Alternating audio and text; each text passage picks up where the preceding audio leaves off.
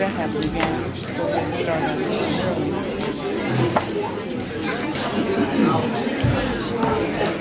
We hadn't had Mr. Wilson. We had a job. We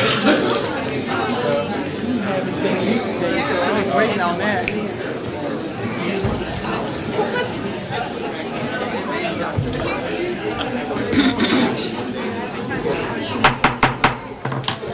Good evening. Good evening. I would like to call the Peoria Public Schools Board of Education meeting for April 9th, 2018 to order. Would you please call the roll? Mrs. Jackson? Here. Dr. Davidson Aviles? Here. Mr. Shaw? Here. Ms. Ruffin? Here. Mr. Adler? Here. Mr. Walker? Here. Mr. Wilson? Here. Mrs. Ross? Here. 7 present, we have. Thank you. Would you please join me in the Pledge of Allegiance? I pledge allegiance to the flag of the United States of America and to the republic for which it stands, one nation, under God, indivisible, with liberty and justice for all.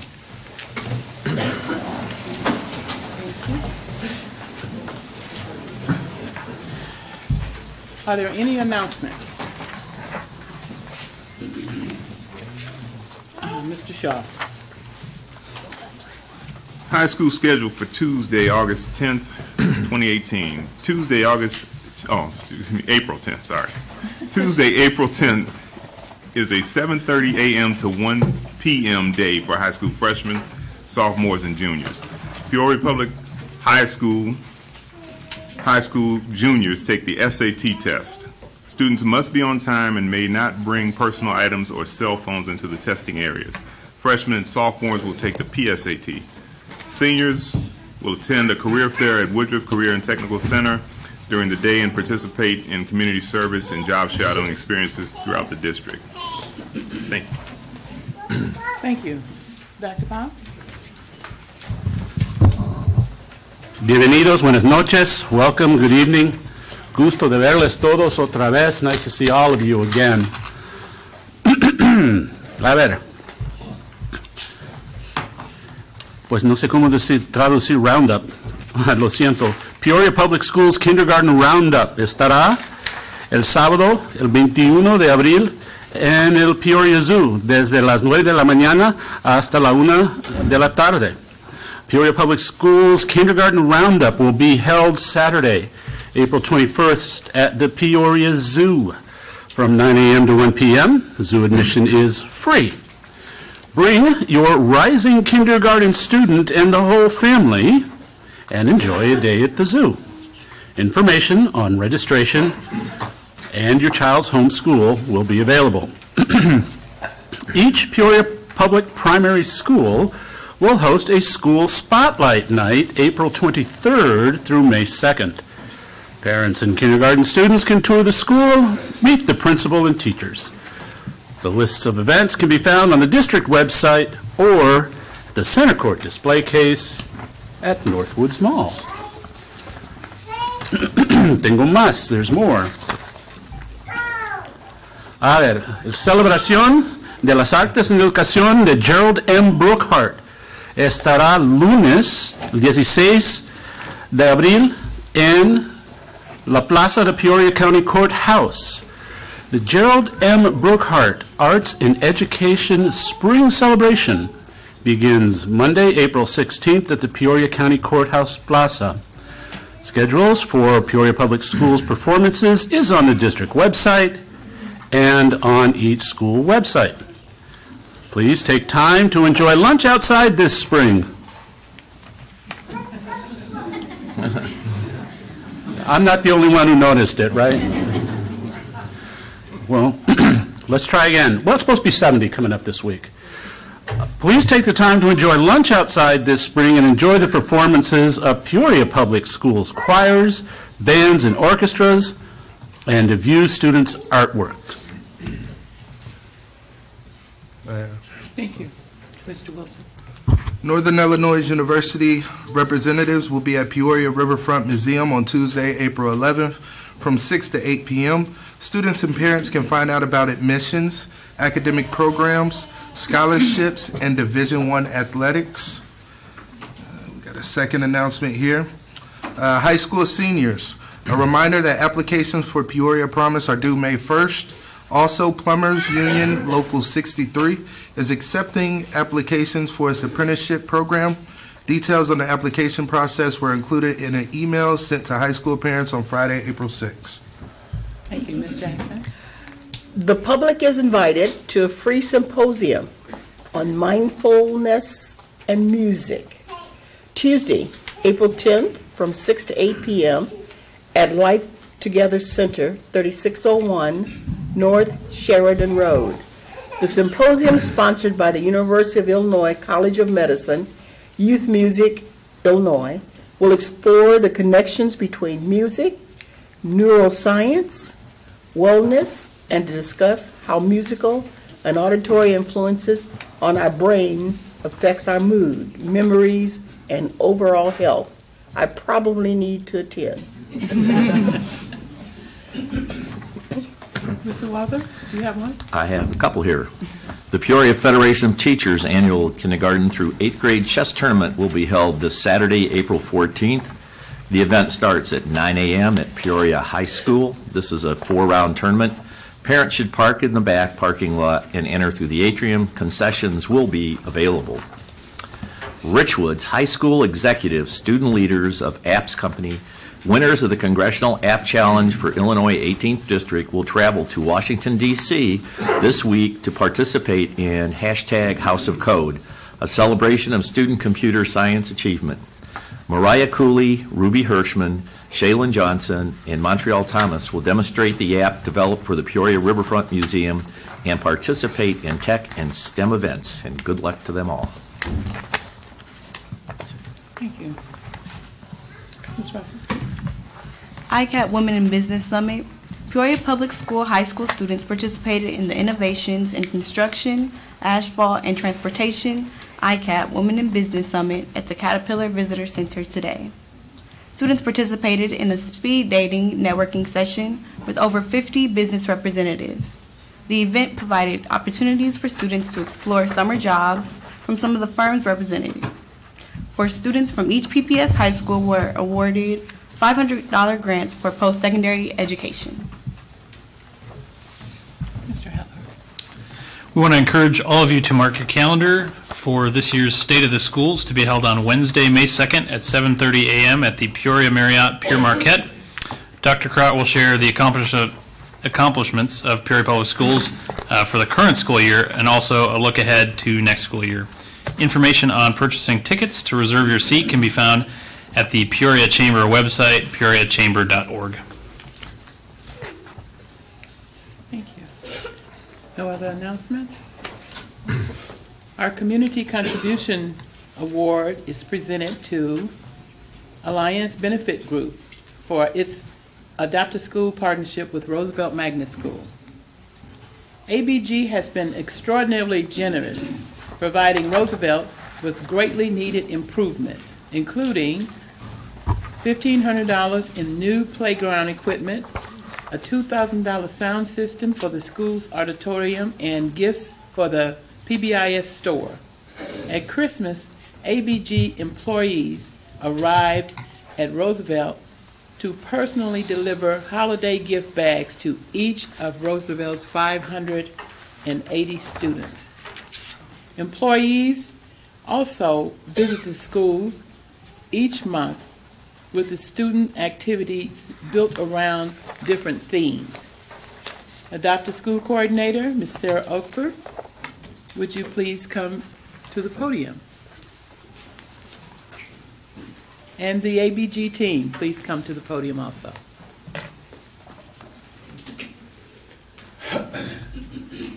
Ms. Oakford, you want to talk a little bit more about? Sure. They have been a partner since September. I think it was official. They have taken charge. They are so helpful at Roosevelt School, and my husband happens to work there, but that's not the reason, because Michelle is really the one that, coordinates all the events and the fun things they do at work. They do dress down days, they do bake sales, they do all that kind of stuff to raise money to give to the schools. So they are the epitome of what a true adopter means in the community. Well, Michelle's my kind of people, so we've gotten along very well, and it's been a great partnership, and without them, our kids wouldn't have tons of stuff, so thank you, and ABG. Michelle, would you like to have a few minutes to say something? Sure. I would just say that partnering with Roosevelt has been a great experience for all of our employees. Being able to go into the school and see the difference that we're making on a daily basis. I would highly recommend anybody that is in a company to look into potentially doing this amongst your office. It's very easy to do and can be as much or as little as you want. We just happen to have a lot of employees that can contribute, but it can be just as simple as giving pencils to every student in the school, or providing soap and toothbrushes and that sort of thing, which is what we've done as part of our contribution to the school. So definitely recommend it. We've had a great experience and are looking forward to partnering again next year. Great. Thank you. On behalf of the Board of Education, Dr. Karat has a small token of our appreciation. I believe she just handed it to the principal, right? Thank you, Michelle. For you and your company. Thank you so much. Thank you. And I just wanted to share publicly, Ms. Clark, come on, please. I actually wanted the principal to hand it to them because you've been working closely with them. Very closely. And it's making a difference. It's making a big, big difference. She hasn't seen that yet, but I've gotten the 5 essential scores, and your school have gone from one level to another, and it's huge gain. And just in terms of climate, so we'll talk a little bit some more. So kudos to you, Principal Clark, and all of the partners, and thank you, Sarah. So thank you. Thank you. Thank you. All right.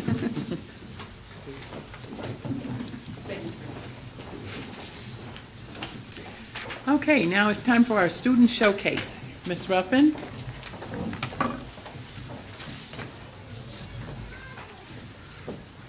That's why we're all here, to showcase our students, right?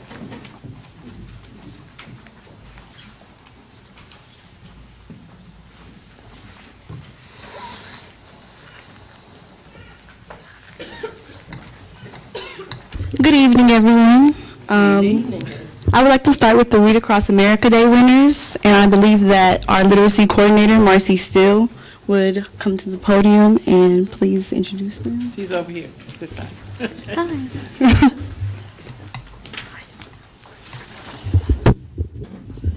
Good evening, board, families. Tonight, we are going to recognize a competition that we have for now, I guess this is the 3rd year now, for Read Across America Week, which takes place often the last few days of February and the first week of March is when it takes place for Dr. Seuss's birthday. So it's a way of honoring him every single year and encouraging reading across America, hence the name Read Across America. And 3 years ago, we established just a friendly competition amongst our schools. We have one at the primary level and we have one at the middle grades level, because competition can instill a little bit more motivation to get kids to read just a little bit more for that week to participate with the rest of the country. So this year it was the week of February 26th through March 2nd. And the schools then encourage as much independent reading as possible, and then the kids take AR tests to document their reading and their understanding of what they read. Instead of having kids read a whole bunch, we kind of set up the competition so that we try to get at least each kid, it's the goal, that each kid at least reads one book. So we're looking for quality over quantity in this competition. We've had other competitions where we want them to read a lot, but this week we really just want to make sure each kid really dives into at least one book and dives into it well. So I am going to present tonight the winners, the top 3 schools from the middle grades and the top 3 schools from the primary grades, and invite somebody from their building to come up and kind of tell us how they sparked that love for reading that week in particular. But before I do that, this year, it's the 3rd year, and this year the participation rate and the passing rate of what the kids did on those tests was much higher across the district than it has been in the previous 2 years, so I think it's finally kicked off. So before I acknowledge those top 3, there were 5 schools, and I didn't request that these schools came today, but I wanted to at least state who they were, that had over 90% passing rate. So that means of all the kids who took a test on these books, their passing rate was very high, and to score a passing score, you have to at least have an 85%. So we're saying a 90% passing rate of at least 85%. So it's a significant achievement to have had 90% passing rate. So those schools, I'm going to list off their names. Mark Bills had the highest in the district with 95% passing rate, which is really, really impressive, especially if you saw the level of books they were reading, so that was impressive. Northmore had a 93% passing rate at that school. The primary at Roosevelt had a 93% passing rate. Keller had a 92% passing rate, and Charter Oak had a 91% passing rate. So I just wanted to make sure that people heard those 5 schools' names, because that's very impressive. So if you're being called up later on for one of the top 3 places, you'll get a certificate to acknowledge that accomplishment in itself. There were 4 schools then that on top of that had over 90% of their student population participate, which I think is huge, because there were some schools that had a really high passing rate, but they might have only got like 50-some% of the kids to read a book. But these schools had over 90% of all the kids in their school read a test, or read a book and take a test. So Whittier had 98% of their student population take a test. So that is very impressive. Charter Oak had 97% of their student population take a test that week. Northmore had 95%, and Harrison had 90%. So I wanted to at least acknowledge those 9 schools. If you can get a round of applause for those are huge percentages.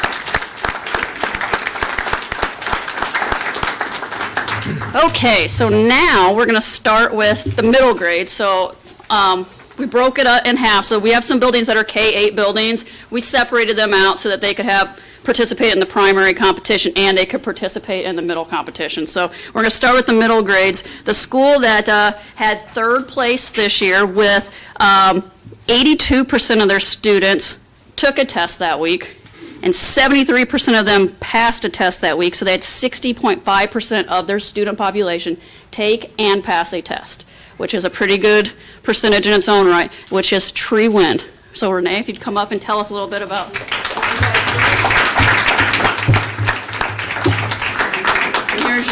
Here's your bad boy who reads We Read with the Dr. Seuss. We have traveling plaques for the winning schools, but I wanted to make sure that every school that did really well this year, because one of the competitions you're going to see, it was a very tight race. So I wanted to make sure everybody had something that you get to keep, whereas the traveling plaque, they have to give back. Yes. You can keep this. And if you want to tell us a little bit about what you guys did down at Tree Wind. Well, thank you so much, Marcy. We just made it fun. It's hard to get middle schoolers to enjoy reading. And so building wide, we had every day was something new, whether it was crazy socks or, wearing green for green eggs and ham. But the last day was everybody got to come to school in their pajamas, and we just did a day of reading. And it was really nice because everybody was on board, not just the teachers, but the kids and the parents were as well. So kudos to my staff and my students, very, very proud of them.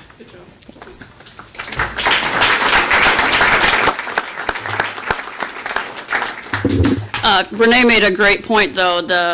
Getting the middle school kids to all read is a bigger challenge than it is to get the primary kids to read. And the spike in the middle grades participation this year was impressive. But thank you for pointing that out, because when you will hear the participation rates, they are significantly higher in the The little kids are like, read me a story. Big kids are like, leave me alone. You know, so, okay. So the middle grades, the school with the second place had 90% of their students participate in this competition, and 76% of their students passed the test that they took for 68.6%, and that was Harrison Community Learning Center.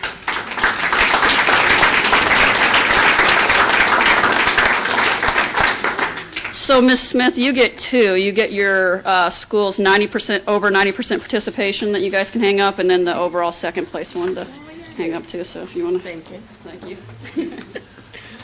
Well, of course, we are the pride of the South Side. So, what we did, it was teamwork. And what worked best for us this year is teaming our librarian with our teachers.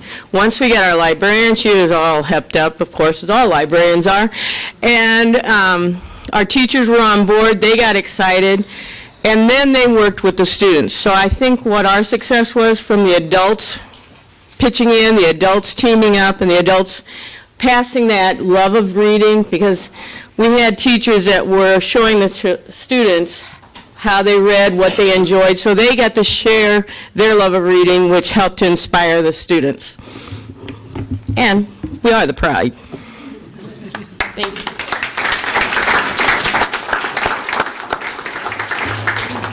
Okay, and finally for the middle grades, the school that won first place this year, so let me get out the traveling plaque, make sure I have that bad boy ready. There it is.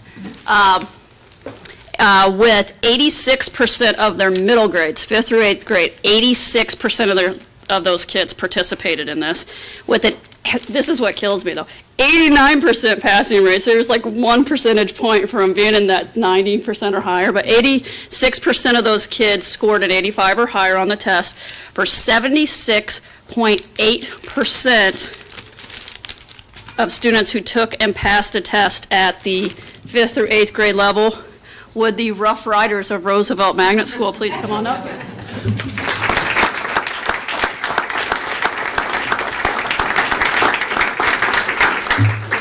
So you have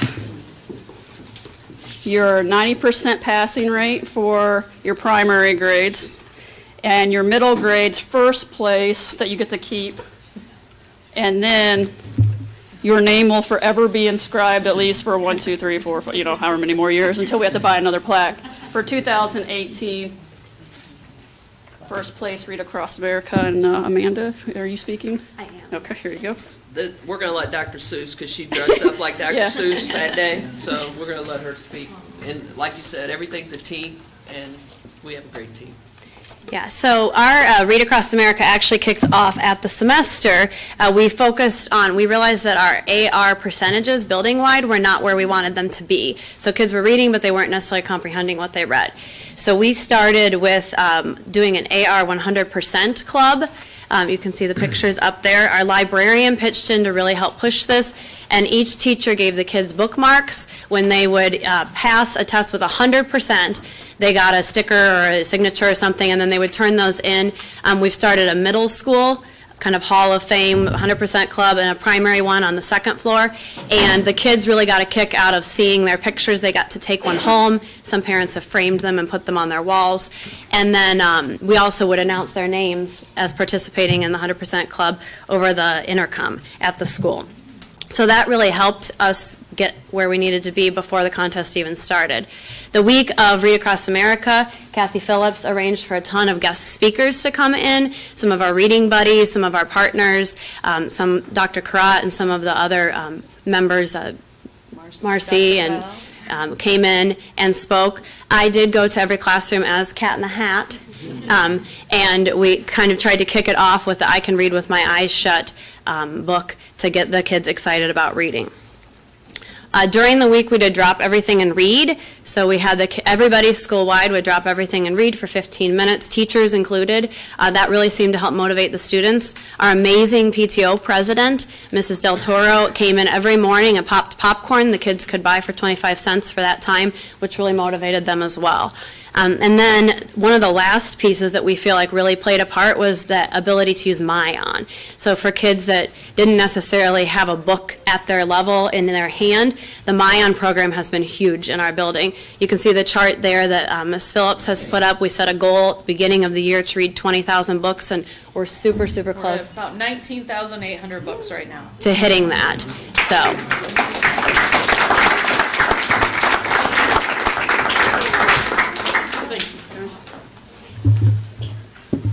Okay, for our primary grades, our school with, you wait until you hear these percentages too, okay? And wait until you hear between the first and second place.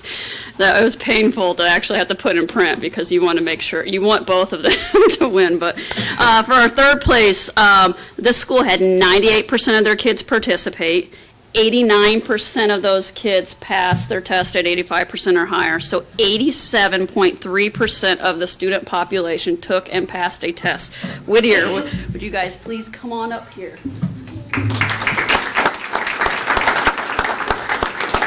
So you have your 90% participation. You heard how close you guys were to having 90% passing, and then here's your, you get to keep forever. Thank you. Third place, and if you want to tell us a little bit about what you guys did. Thank you very much, board, people. Just want to thank our staff. Great job. We are a team, and I'm going to bring in Mrs. Brady, our librarian, and she's going to tell you a little bit about what happened at Whittier. We put together just a bunch of different ideas for making it fun, surprise, drop everything and read, some guest readers and read alouds. The first graders went over the intercom every morning and did the reader's pledge, the reader's oath, and it was just Whittier, all the teachers participate, and I think just having the district support that as well was just a really great thing to give the kids. Just ask them to read and put that expectation, and they do it, and it's great. Successful. So thank you.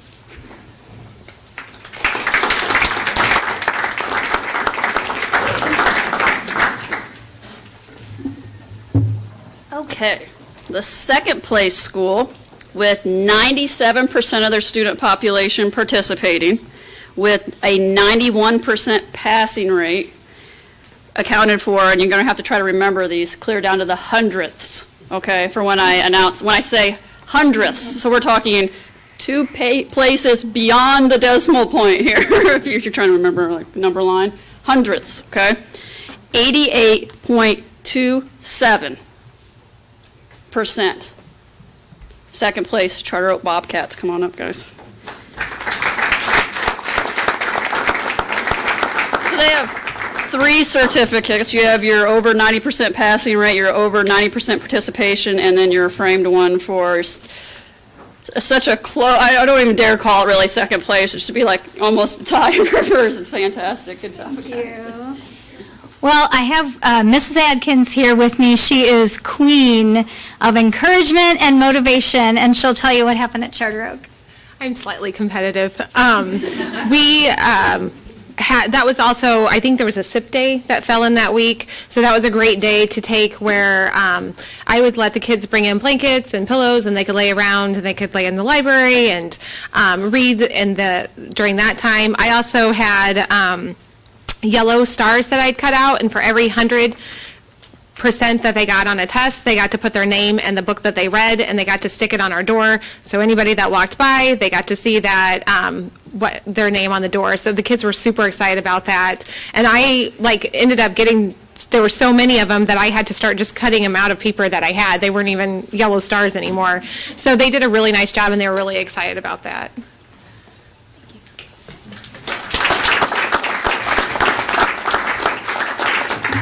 So I was at Charter Oak that week, and I remember walking in and seeing the doors, and they were like literally covered with stars. There's like stars everywhere.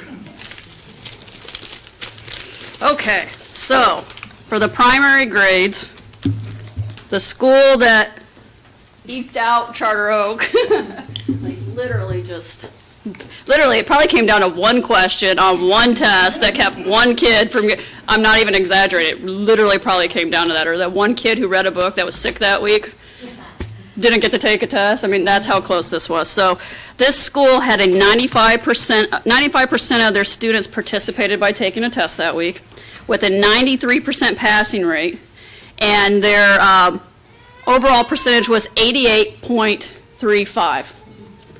Northmore, for back-to-back years, please come on up. Did you bring kids with you? You want to have them say their names here? Yeah. You want to say, tell us your name? I'm Elena. What grade are you in? Second. How many books did you read that week? I don't know. A lot. What's your name? Olivia. What grade are you in? Second. Okay. Twins. You're going to have a fun time with twin girls, let me tell you.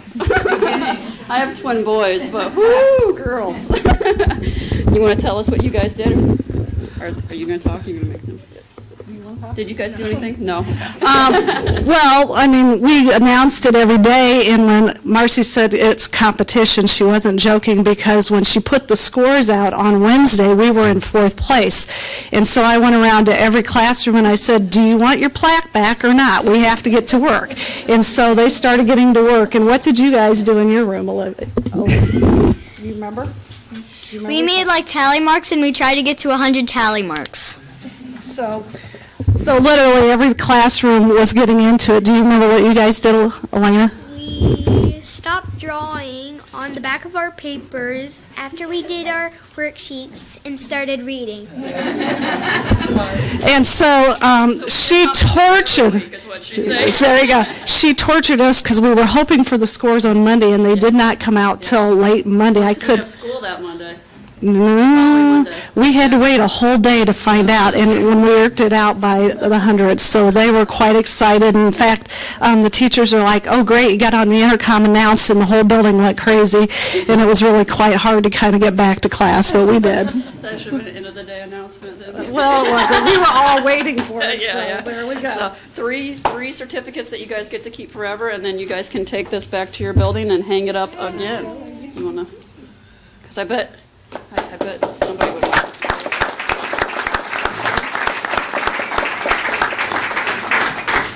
So I'll be curious to see next year how close of a competition it comes down to again, because like Ms. Stockman is saying, I sent out like an update on Wednesday, and I don't think people realize they have to run every single school an individual report and then do hand math to figure out what the percentages are, and for every single school. So it's like it's running 27 individual reports, doing hand math for every single one of them, and then sending out an update. And then here comes Thursday, they're like, can we have another update? I'm like, no, you guys can just keep reading.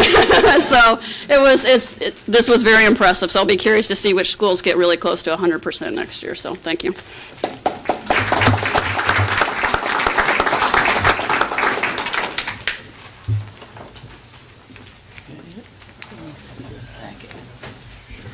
Can we get one more round of applause for everybody who participated in the Read Across America event?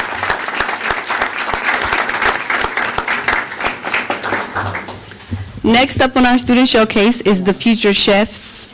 Tonight we are recognizing this year's Future Chef winners. The Sodexo Future Chefs program, now in its 8th year as a national event, is designed to create positive behavioral changes in students by enabling them to become actively involved in good nutrition.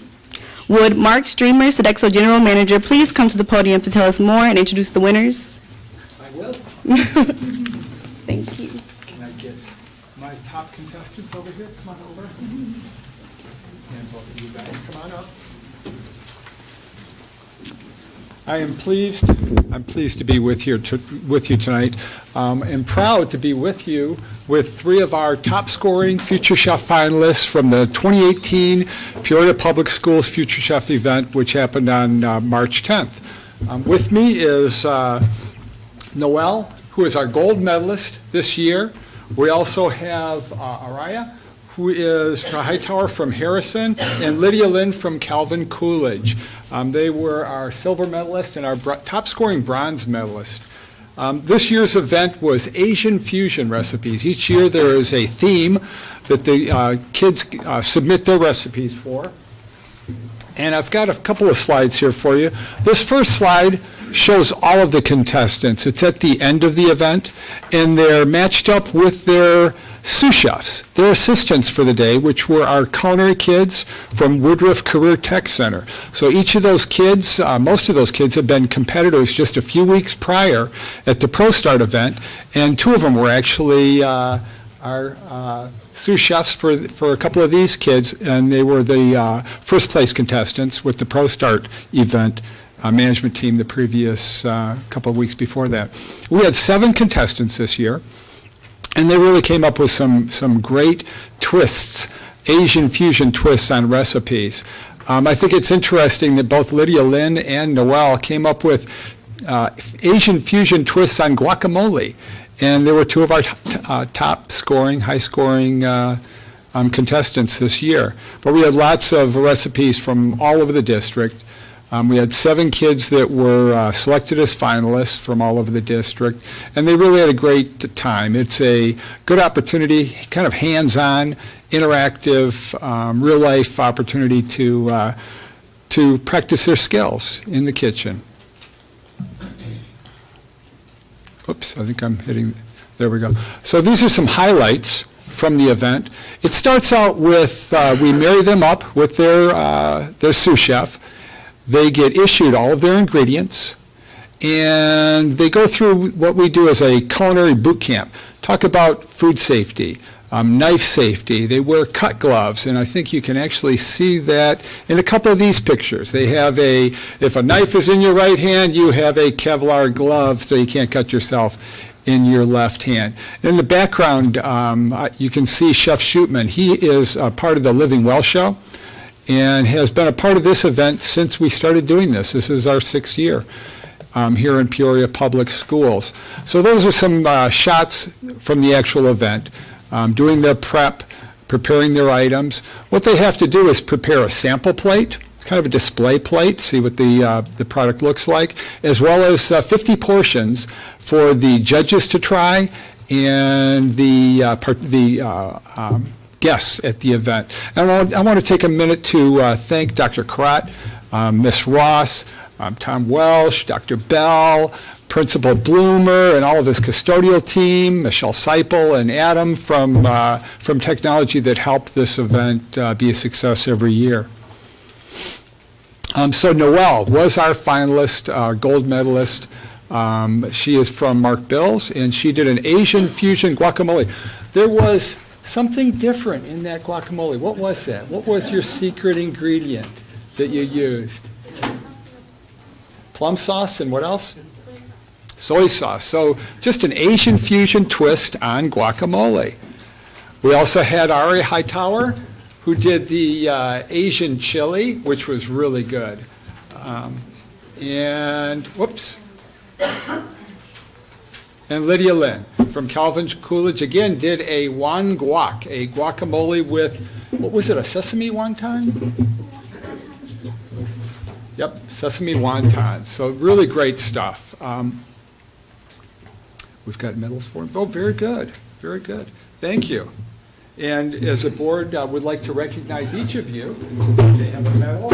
You've already gotten gold medals and silver medals and bronze. You can never have enough medals, can you? Thank you very much.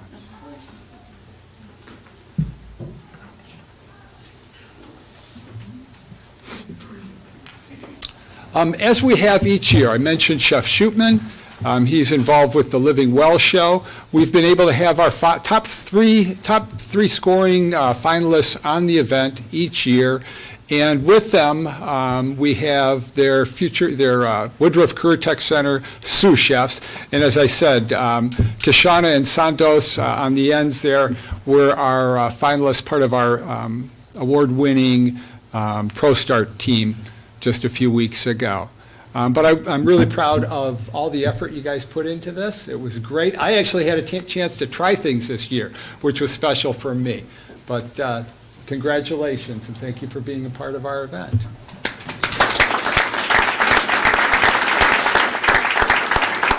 Thank you very much.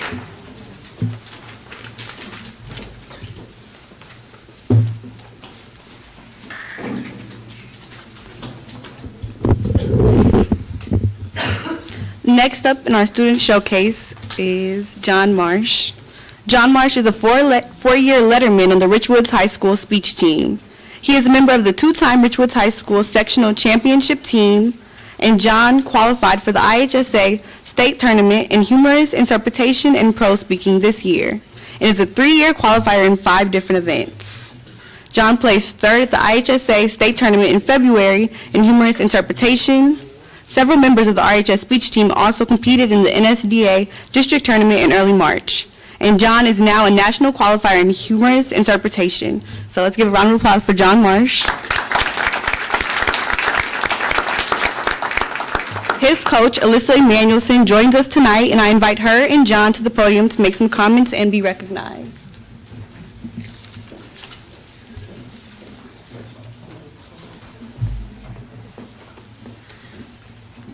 Thank you for having us at the meeting this evening. John has done an exceptional job while he's been on the team. This year he served in a leadership role for our team, and he also will be going to Bradley on scholarship to participate on the Bradley speech team.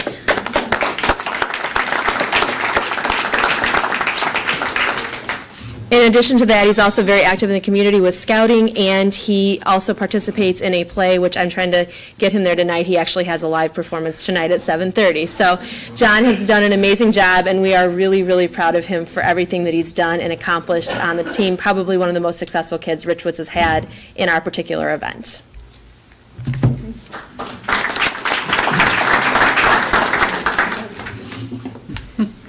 Thank you for recognizing me today.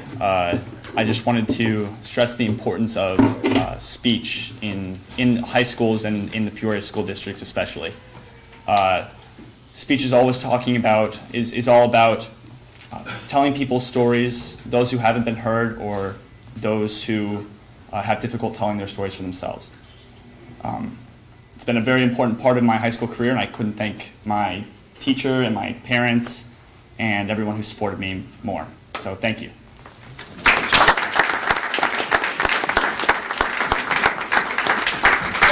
I was hoping we'd get a little rendition from him, but we don't want him to be late for his performance. So we're proud of you, young man. Keep it up. You're welcome. Are your parents here today? Oh, my father is. Yeah. Would you stand?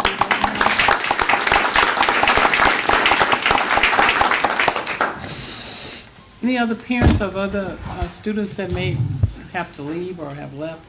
I'd like to recognize you as well. Any other parents present? Teachers, coaches? Okay. Ms. Ruffin.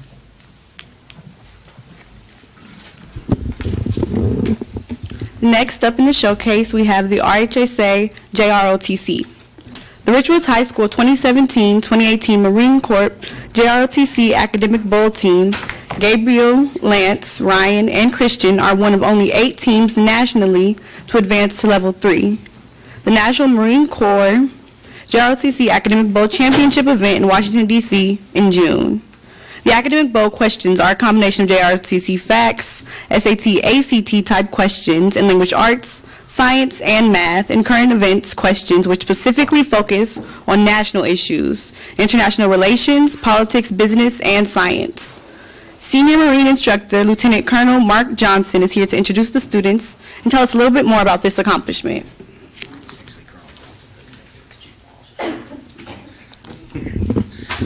Good evening, Dr. Krog, board members, family, and friends. Thank you for having us here. I'm Chief Warrant Officer Sparkman.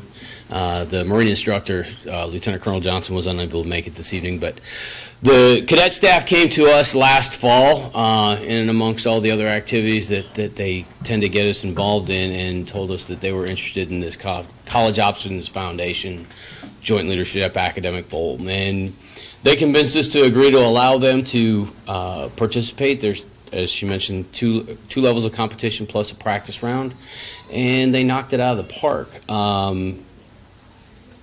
These cadets you see standing behind you get a trip paid for by the Marine Corps to go to Washington, D.C. this summer and compete live against all the other services, and hopefully in a national championship. So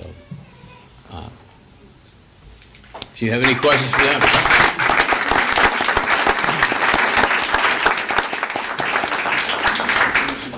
Could you all introduce yourselves? I see 3 names on here, but it's 5 of you all. Okay. Hi, I'm Christian I mean, 4 names on it. I'm Christian Williams, and I'm the team captain. I'm Ryan Shook, and I'm a junior competing on the team. My name is Gabby Ajuda, and I am a sophomore competing on the team. My name is Shreya Patekar, and I'm an alternate competing on the team. My name is Lance Griswold, and I'm a sophomore competing on the team. Thank you.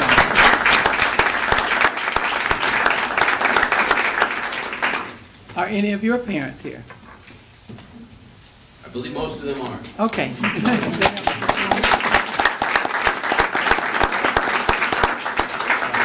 Thank you. And the principal is here also, Miss Allen. Who is? Oh, the principal's here? Oh, he's hiding. Oh, you're always hiding. Thank you. More medals. So what's going to happen in DC in the summer? You guys excited? Very. It's a unique trip, and we actually only get to go once. After we qualify once for nationals, we don't get to go again. So it's something that we'll only be able to do once. So we're going to prepare a lot for it, and we're going to hope for the best. Fantastic. If you need anything from us, let us know. Thank you, Doctor. We're super proud of you guys. It's amazing. Very good.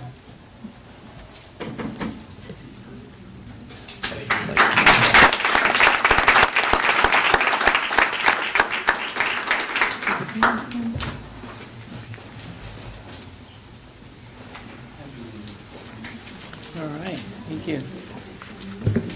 Selena's busy today.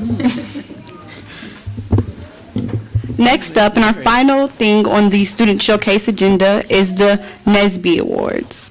3 Peoria Public School students placed in the Technical Innovation Competition, sponsored for the National Society of Black Engineers in Pittsburgh, Pennsylvania. Andrew Cotton, Peoria High School, and Roderick Bland and Corey Hightower of Richwoods High School won first place in the poster presentation portion and second place in the oral presentation portion. They competed against 400 pre-college initiative teams from across the U.S. The 5-day conference brings together 13,000 students and engineers. Their team was sponsored by the Central Illinois NSBE chapter. Would Andrew, Roderick, and Corey please come to the podium and tell us more about their experience? And I know the NSBE coordinator is also here, so please come up.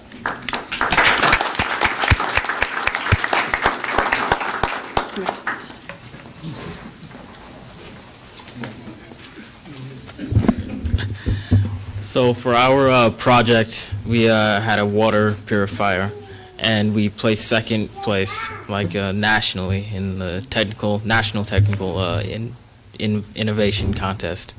I'm very appreciative.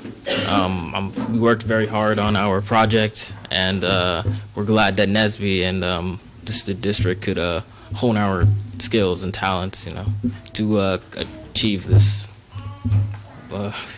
achievement.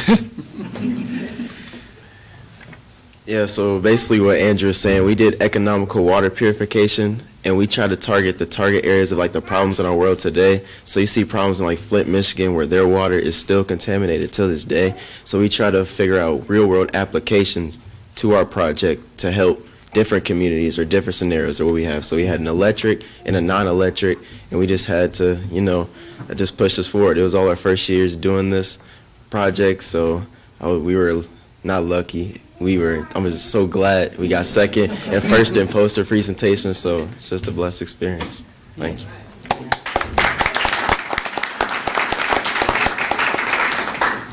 Hello, I'm Xavier Horton. I serve as the advisor for the Central Illinois NSBE Junior Chapter, and I had the privilege of mentoring these young men as they prepared their project. They got tired of seeing emails from me, and they took action. They put together a great project, very well prepared. That's a testament to the district for everything they do in preparing our students. Have a great time, and We actually took a total of 9 students from Peoria Public Schools out to the conference. Of course, these 3 competed. We had 4 other middle schoolers who competed in Math Counts Video Challenge, and we introduced a whole new group of kids to the NSBE culture, so we had a great time. And thank you for trusting us with your students to allow us to take them out of Peoria for a little while.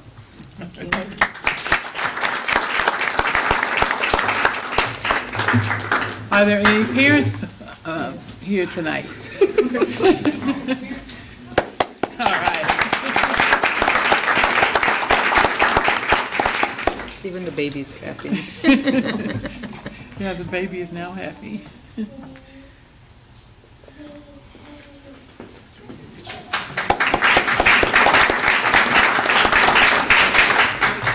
Thank you all. And Ms. Ruffin, I believe that is your presentation. Wonderful, thank you. District presentations. The first one is the Wraparound Center and Tree Wind Therapeutic Program update. Mr. Booth and Ms. Andrew. Coach, Chris, am I going? Is that me? Is that my time? Their names are on it. How you doing? Good evening, everyone. Good evening. First, I would like to say congratulations. I know the students and the parents have left, but that was such an amazing accomplishment of all the students, and that's a credit to Dr. Crowder and the school board for your leadership. So I want to say thank you for your leadership to making those amazing possibilities a reality. This evening, I want to present to you information on the Wraparound Center, also called the Trauma Recovery Center, and we'll talk about what that means for Peoria Public Schools, and not only the students of Peoria Public Schools, but also the families and the community in the city of Peoria. You want me to click it? Gotcha. And the Wraparound Center concept and Trauma Recovery Center concept is in direct alignment with the mission of the Office of Social Emotional Learning, which is to enhance the social, emotional, and academic development of all students while providing them with the effective supports and services to reach their full potential.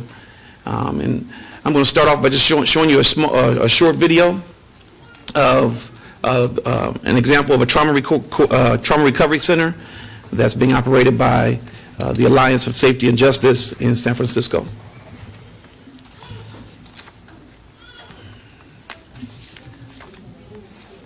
My name is Aswan Thomas. I am a victim of gun violence. My life changed in a split second. While leaving a corner store in my neighborhood, I was shot twice in my back.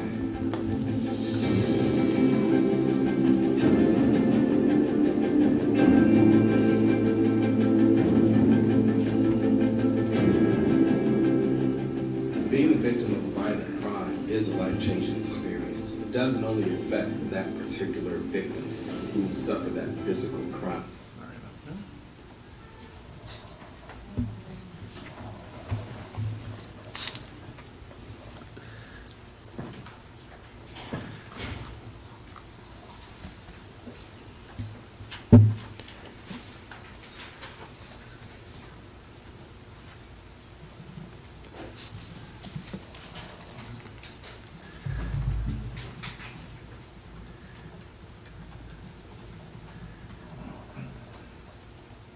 My name is Aswan Thomas. I am a victim of gun violence. My life changed in a split second. While leaving a corner store in my neighborhood, I was shot twice in my back.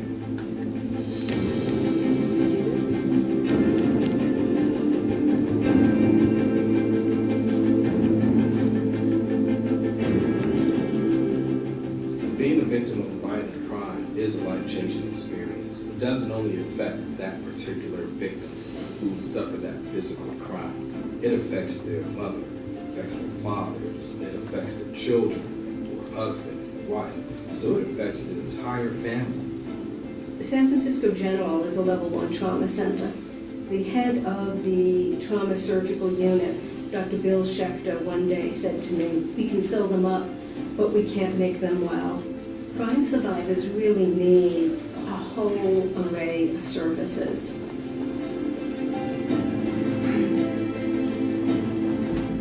When looking at the Trauma Recovery Center, we saw a model that was reliable, safe, that was evidence-based, that was the best practice, and the best model that could replicate across the country.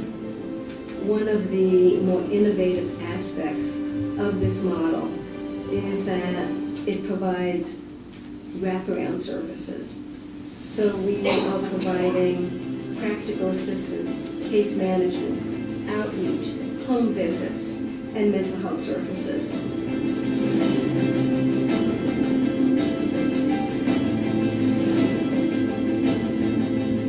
Victims of crime that are brought in systems of care, like a trauma recovery center, are less likely to be victimized again.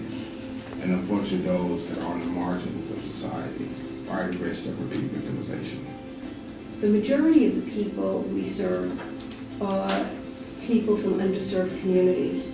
We see victims of all kinds of violent crime, which includes victims of domestic violence, human trafficking, sexual abuse, victims of shootings, family members of homicide. We know that violence and poverty go hand in hand.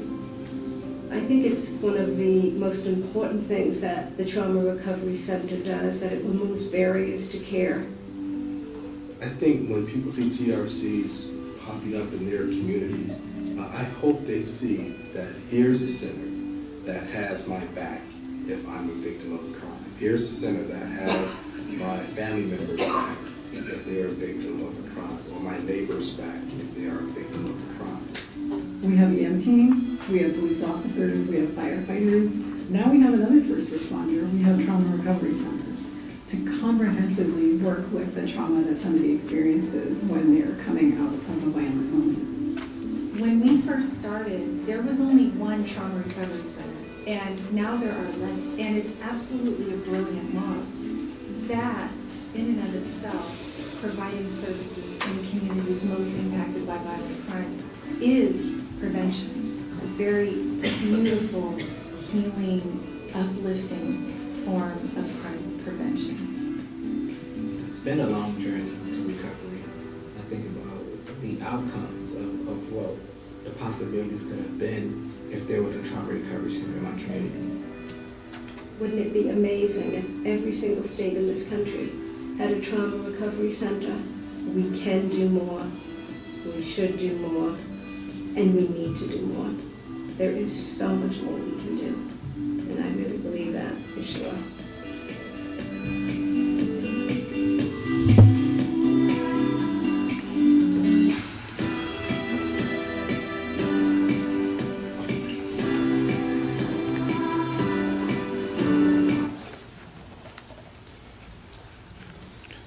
Thank you, Chris.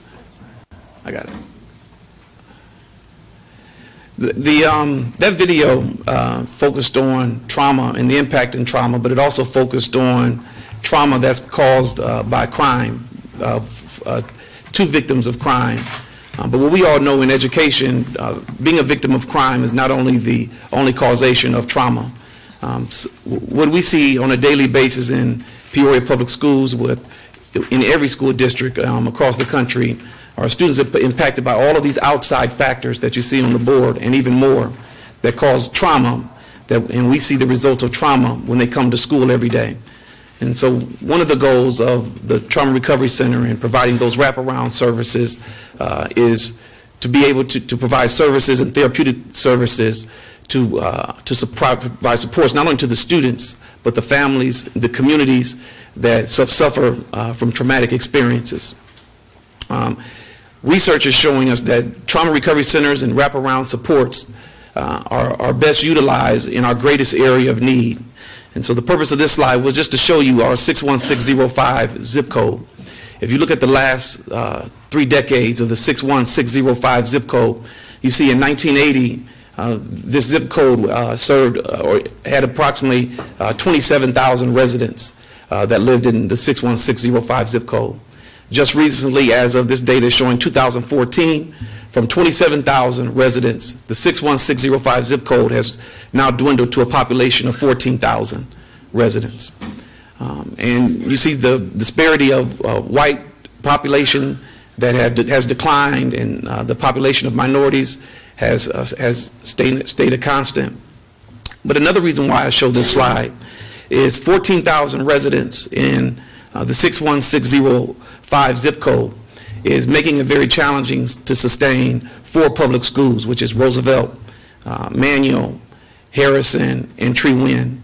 So this wraparound center being housed at Tree Wynn is another opportunity to utilize the space for a very impactful, in a very impactful way to maximize the capacity. Before the wraparound center development and plans to house it inside Tree Wynn Middle School, Tree Wynn was operating at 37% capacity, and that's tough to sustain.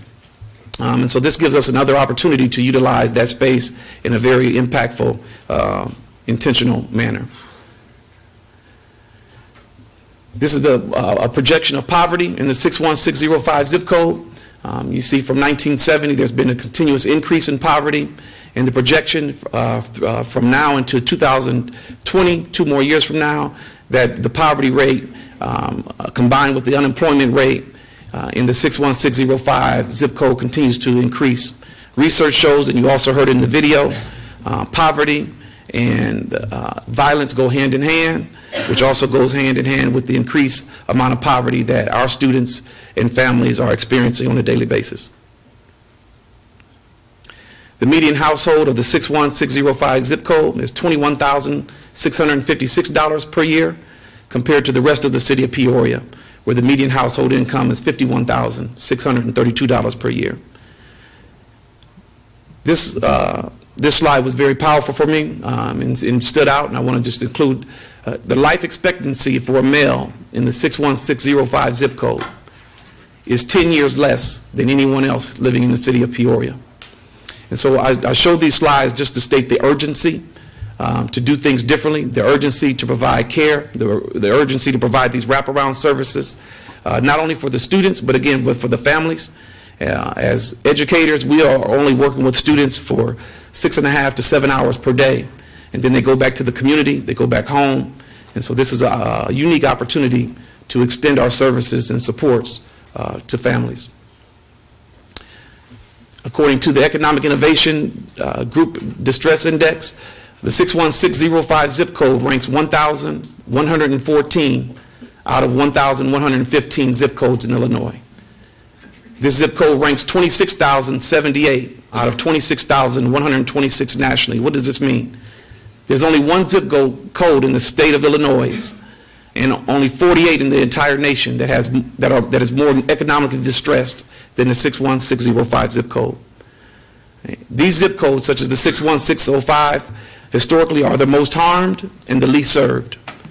Low-income communities of color experience concentrated cycles of crime without sufficient access to prevention, treatment, or rehabilitation.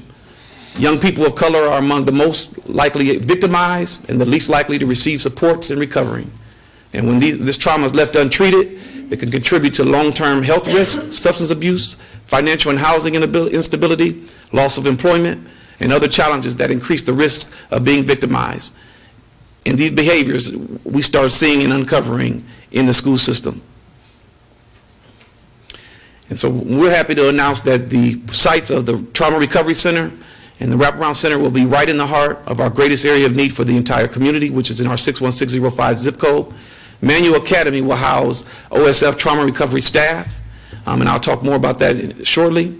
And Tree Wynn Middle School will house a combination of OSF trauma recovery staff and also a host of community partners that will provide services and resources to not only our students, and I continue to emphasize, but our families and the entire community. And I have handouts for the board. I know this is a tough slide to read, but basically this is all of the different types of services that we're seeking to provide within the Wraparound Center.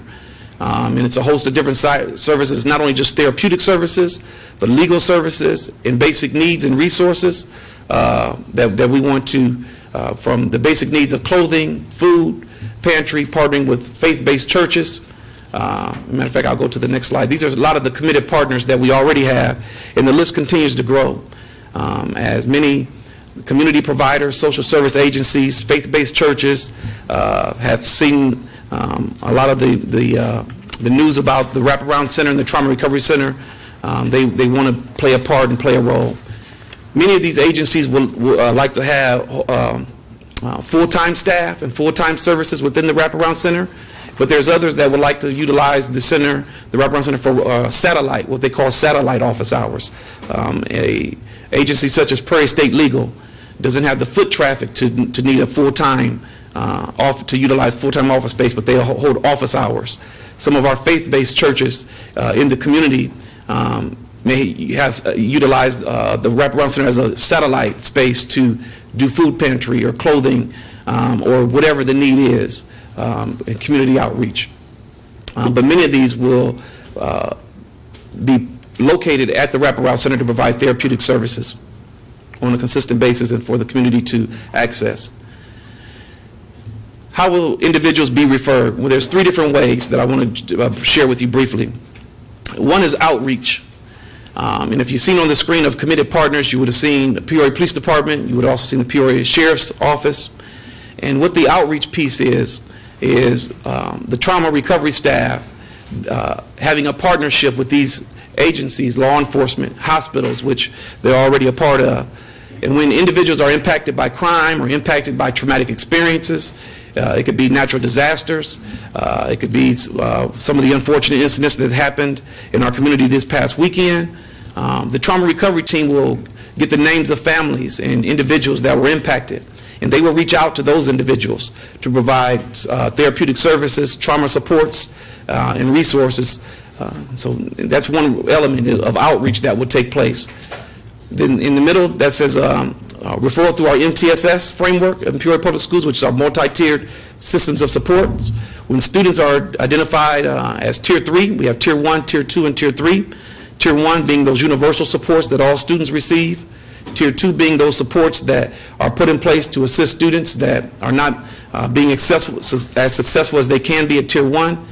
And Tier 3 can be intensified supports, or it could be supports that are needed beyond the school setting, what the school can provide. And through students that are identified through that framework can also be referred to the Wraparound Center. And then also just walk-ins. Individuals just need a place to go. They don't know where to turn. They just want some supports, services, and assistance. They'll be able to do that. The Lead Coordinated Care Agency will be OSF. We were fortunate to supplement the work that we've already been doing to prepare the Wraparound Center to be awarded a partnership with OSF on a grant. But there'll be the Lead Care, the Coordinated Care Agency, and what that will also entail, along with having social workers, psychologists, case managers on staff, but also doing comprehensive assessments for the individuals that are in need of service. And through that comprehensive assessment, it will be able to determine all of the needs for that individual, and based on those needs, connect them with the resources that they need. Even if those resources need to be met by outside partners or community partners, the goal is to connect them with those resources to meet their needs, and then they will have case managers to monitor that progress and that follow-up with the individuals receiving service.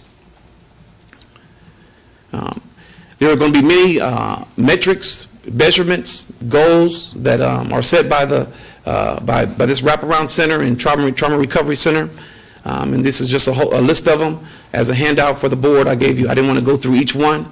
I kind of gave you some of the goals that are set and the metrics that we'll be measuring on a consistent basis. But I will just highlight some of the ones that are related to the school. Students that receive services, we're going to be monitoring the increase in attendance, improved grades, reduction in referrals of student serve, reduction in suspensions of student serve, reduction of expulsions by student serve, and the progress they make on one of the FastBridge screeners that our K through 8 students take 3 times a year, and called FastBridge. And The others are the types of services that we'll be monitoring very closely. At this time, I'll take any questions you have. I know you don't like PowerPoint, so I try to just kind of make it very short as possible because there is a lot of information. But I would open it up to the board for questions before I turn it over to Mrs. Renee Andrews to talk about Treatment Therapeutic Program. Any questions of Mr. Booth? Mr. Shaw. Well, I saw your presentation about a week ago, and I just wanted to make sure that, I don't know if it's clear in the presentation, this is not limited only to 05 residents. This is correct. Thank you. Okay. Thank you for asking that. No, this is not just, it's located in the heart of the community of our greatest need to assist with access and remove barriers, but it's not limited to that. We can have students in other schools that need these services, and our role will be to coordinate that they get those services as well. So, yeah, thank you. Dr. Bob?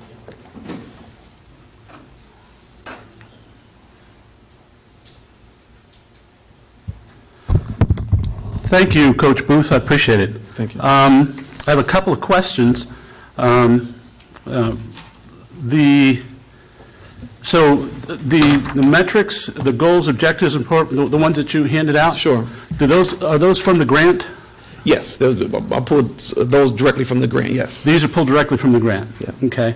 And I'm trying to look up the goals and metrics in your PowerPoint. That was a couple of slides back. Oh, I'm missing it. Hold on a minute. Okay, the services. One other thing, and actually, maybe this would be something that you could do, or perhaps Dr. Crott, the slide that has wraparound center and then has the multicolored right here, sure. List of agencies and partners. That was so hard to read. Can we get a clearer copy of that? I meant to send that for copies for everyone, but I'll do that this evening. Yes, great. Yes, super. Yes. Is that the one with the this one here. Yeah. Okay. Yeah. Okay. Yep. Under committed partners, I see listed Westminster Presbyterian Church. Yes. My understanding is that that was once considered a site. Correct. And it is no longer considered a site. Correct. But they were. Didn't mean to cut you off. I'll let you finish. Well, I'm just wondering, under the circumstances, as a committed partner, has what has been asked of them, or what are they asking? Has that changed? No. Yeah, the individuals within and members and leadership of Westminster Presbyterian are still on board to be a part of the wraparound center concept. The moving away from that site was not due to the Presbyterian Church itself. Oh no, I'm fairly familiar with that. Sure. So I'm very familiar with what happened. Thank you. So, but they are still willing to partner to provide services and resources within the wraparound center. So just move beyond that location, but they still, as Coach said, would like to do other things with us. Say again? They would like to do other things with us. Fine. Yes. Great. In the slide, it's my page 8 of your slides. I don't know what page it is for you. That's the slide of goals, objectives, and metrics. Sure. Okay. Yeah, that's the one. And then I saw these goals, objectives, and metrics. Mm-hmm. And so this is part of that? That's everything except for the data that the school collects. That's everything except for from increased attendance in the whole right side of the column. Everything else is part of it. And so what is written there is not written in the terms of typically that you would find of an objective, nor are any metrics identified there. Will we be getting objectives and metrics? Yes, definitely. Those are what was in the grant that's going to be monitored and kept track of, and the goals, some of the numbers of individuals to serve and the goals. Okay. But you definitely will be getting updates. So do you have any examples of an objective and the metrics that has to do with educational aspects of this? No, not outside of attendance, grades, referrals, suspensions, expulsions. And the fast bridge. And the fast bridge. That's the data that Peoria Public School keeps and is able to track. And we can share that with them. I think giving them a sample, Sure. we can send that. Okay. I think this would be able to show movement and progress from one category to another regarding social, emotional, and Yes. trauma. Yep. In reduction of referrals of students, are those referrals for disciplinary reasons or academic challenges reasons? What are those referrals? Reduction in referrals of students. What I was referring to was discipline referrals. So discipline, okay, Right. good. Yeah. So when I'm looking at those, I've had a conversation with one of our providers who contracts with us with Family Corps, and I've been working with them for a while. And so I'll chat with you briefly about the kinds of conversations we're having, and it might make your goals and objectives and your metrics more understandable to the rest of us. So for example, if we have increased attendance, reduction in referrals, reduction in suspensions, reduction in expulsions, what we have there are simple counts. I can say I've got this many kids who were expelled, and now I've got this many kids who were expelled. What we don't have there is what they're doing when they're not being expelled, which I think is what we want to do. We don't just want to reduce expulsions. What we want to do is improve the pro-social behaviors that inoculate against it. You know what I'm saying? Definitely. So I'd like to see goals and metrics that have to do with, so if it's the SEL screener that you're talking about, that would have been nice to have seen ahead of time. That would have informed my comments a little bit more than perhaps is happening now. It's the same as reduction in suspensions and expulsions. I'd like to see what pro-social behaviors have improved. Sure. And then reduction of suspensions and expulsions simply becomes a byproduct. It becomes less important to me. Sure. But without obvious mention of those in your goals, objectives, and metrics, I have no way of knowing that that's what's going to happen. Yeah, that's a fair point. One of the things that I wanted to make a point to mention was the of students served by each of those metrics. Because of those individual students that will be served, we want to monitor the impact and the progress monitoring of all of these areas for each individual students that's served. From before receiving treatment or services to afterwards, did attendance improve? Did grades improve? Did their referrals get reduced? Discipline referrals get reduced on an individual basis? So I'm not even, that would be a byproduct of district-wide data, definitely. But what we're talking about here is on an individual case-by-case basis to track, is the treatment that this student is receiving assisting them to perform better in these measurements? And that's precisely what I'm looking for. And I'm looking at the vision. We take pride in educating and graduating each student prepared and inspired to contribute to the world. And so what I'm going to be looking for as we move forward in this is, and at the risk of repeating myself yet again, that the things that you point out here, reduction in referrals, suspensions, et cetera, how does that relate to our, what is our bottom line? We keep our eye on the ball. How does it relate directly to educating and graduating students? And I know it's not a one-to-one thing. I get that. Sure. But I sure would like it a lot more obvious. And the reason I'd like it a lot more obvious is not just because I'm a cranky son of a bleep. It's because I think the rest of the world needs to know that we're doing our job well. And we're not selling ourselves in I think, showing people what we're doing well if we don't explicitly connect to our vision. If we reduce suspensions, I guess another way to say that is what it would be nice to have a building full of well-behaved students. That I think we can all agree on that. Definitely. What I challenge us is that we don't have a building full of well-behaved, underperforming students. So that these things, including grades, et cetera, have to be shown to be educationally beneficial, so at the end of the day, our graduation rates are not just high, but that when they leave and they go to ICC, and that they don't have to retrain, that they're ready to do that. And got just a few more things, I'm sorry, but there's a lot here. The trauma recovery model that you listed as a website in the beginning, I went to that and I saw that. And it seems, although I just saw matter of fact, I saw that same video, that while it is focused, it seems focused almost entirely on helping survivors of crime. Correct. And I saw your slide. I get the connection between survivors of crime and childhood trauma. I'm just not clear on how that's articulated in terms of our educational mission.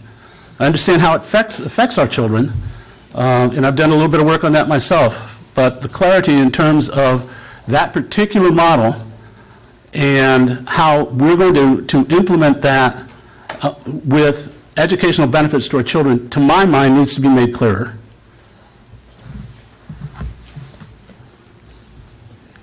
And,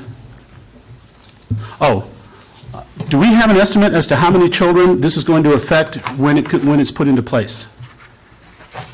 I think in the metrics that you received, it had some estimated numbers, but right now this is we haven't implemented it yet, so it's hard to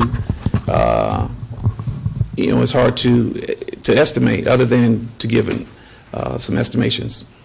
All right. But we can talk about what our plans are for Tree Wind, for example, how many we're planning on serving, and we have the MTSS process, and but Coach is in charge of that. So Coach, you can share that with. Yeah, we get data from each of the individual school buildings or students that are receiving Tier 2 supports, the number of students in types of Tier 3 supports they're receiving. But even with that data, not all students that are receiving Tier 3 supports or in need of Tier 3 supports, does that translate into needing supports outside of the school setting? Okay, I'm glad you said that. Actually, that relates to what Mr. Shaw had brought up earlier, and I appreciate that. So is it possible, on the other hand, that you would have Tier 1 and Tier 2 children who would qualify for wraparound services? Depending on the need, that's possible, definitely. Okay. Depending on the need, yeah. Good, excellent. And I think I've only got one more thing. To give you an example, the incident that happened over the weekend near Whittier, there were students that were traumatized today. Those students wouldn't show up, and that we provided service to just today. Those students wouldn't show up in our MTSS data. Those students may not show up because grades are declining or attendance are declining or discipline referrals. But so they wouldn't raise a flag on our MTSS framework system. But they're in crisis. So they're traumatized. They're impacted by trauma. They can need therapeutic supports. And because some of the backlash that we've seen today from students that were young students that were impacted by the trauma in their neighborhood, the shooting in their neighborhood, that does not come from the MTSS framework. That comes from being in crisis at the moment. Yeah, that framework that neighborhood is actually my neighborhood. That's only 5 blocks from where I live. And I would like to do a shout out and kudos to a particular teacher at Whittier Primary School who, on her own time, finding out that there's one of our families lived across the street, and in point of fact, one of the children had been in her classroom, took it upon herself on a Sunday morning to get in her car, drive out, and knock on the family door. So I want to give a shout out to both the principal, thank you, Julie, and to that particular teacher for following up on that. Yeah, and also Dr. Bob, kudos to tons of social workers and psychologists and individuals from the community. Today they came in, and I got great email actually from Whittier's principal, Calvin Coolidge, because we had three buildings that were impacted: Manual, Calvin Coolidge, and Whittier. And Coach Booth and Maureen, we were on the phone throughout the weekend just strategizing in terms of who's going where and when. So I know Ms. Davidson went on Sunday, but there were a lot of staff, and thank you for bringing that up, because it was not my intent to take away from other staff. And no, but I wanted to mention that also. They did a really great job, and we got some positive feedback about the support that the kids received at the buildings today. So thank you, Coach. And back to the matrix, there is a comprehensive picture there. So the attendance and expulsion and referral, that's one piece on the academic side. But on the other side, I think once we open up that SEL screener, you will see the progression and the types of questions. It's really a post and a pre and post, and it can be given, right, Susan? It can even be given more. And teachers were trained on it, and actually kids can take it, teachers can take it, and it's showing progression around those 5 competencies regarding social awareness and decision-making, problem-solving, and so forth. And I look forward to seeing that. We'll send that to you. We close. Thank you. And I have one last thing, and I swear to God I'm done. The wraparound referral model, it's on, that has Peoria Public Schools, that one right there. So could you walk me through that one again? Sure. 3 different ways. One is outreach, and that's through partnerships with hospitals and Peoria Police Department, Peoria Sheriff's Department, when they are made aware of families or individuals that have been impacted by trauma. It could be violence, it could be natural disaster. Local coach had a house burned down recently. It could be, they communicate with the trauma recovery team to reach out to those individuals and those families that have been impacted by trauma to offer them services and resources. So that's the outreach. The MTSS is our multi-tier systems of support. Students that raised to Tier 3 that need supports beyond the school setting. Is not limited to that, as we discussed earlier. And then also just walk-ins, individuals that need supports and don't know where to go. They're welcome to receive services within the wraparound center. The lead coordinated care agency, which would be OSF, they will be responsible for a comprehensive needs assessment. And based on that needs assessment, they'll be connected to therapeutic services, supports, resources to meet their needs, their comprehensive needs. And then and also a case manager will be on staff to monitor the connection, to follow up with the individuals and the families to make sure they're getting those services. So great. So as an example, there would be an individual referred by a first responder to the wraparound center. That wraparound center, based on this, the arrow points down. So that wraparound center contacts OSF, and which is the coordinated care agency, and then OSF determines that person's needs, who they need should have as a provider, and help provide support for that person. Is that how that works? Close, pretty much, yes. OSF will be located within the wraparound center, though. So Peoria Public Schools is not going to do any needs assessment, and it's not going to do. I mean, I see us as being more than just the conduit, but that's not what's obvious to me on that graphic. What is your question again?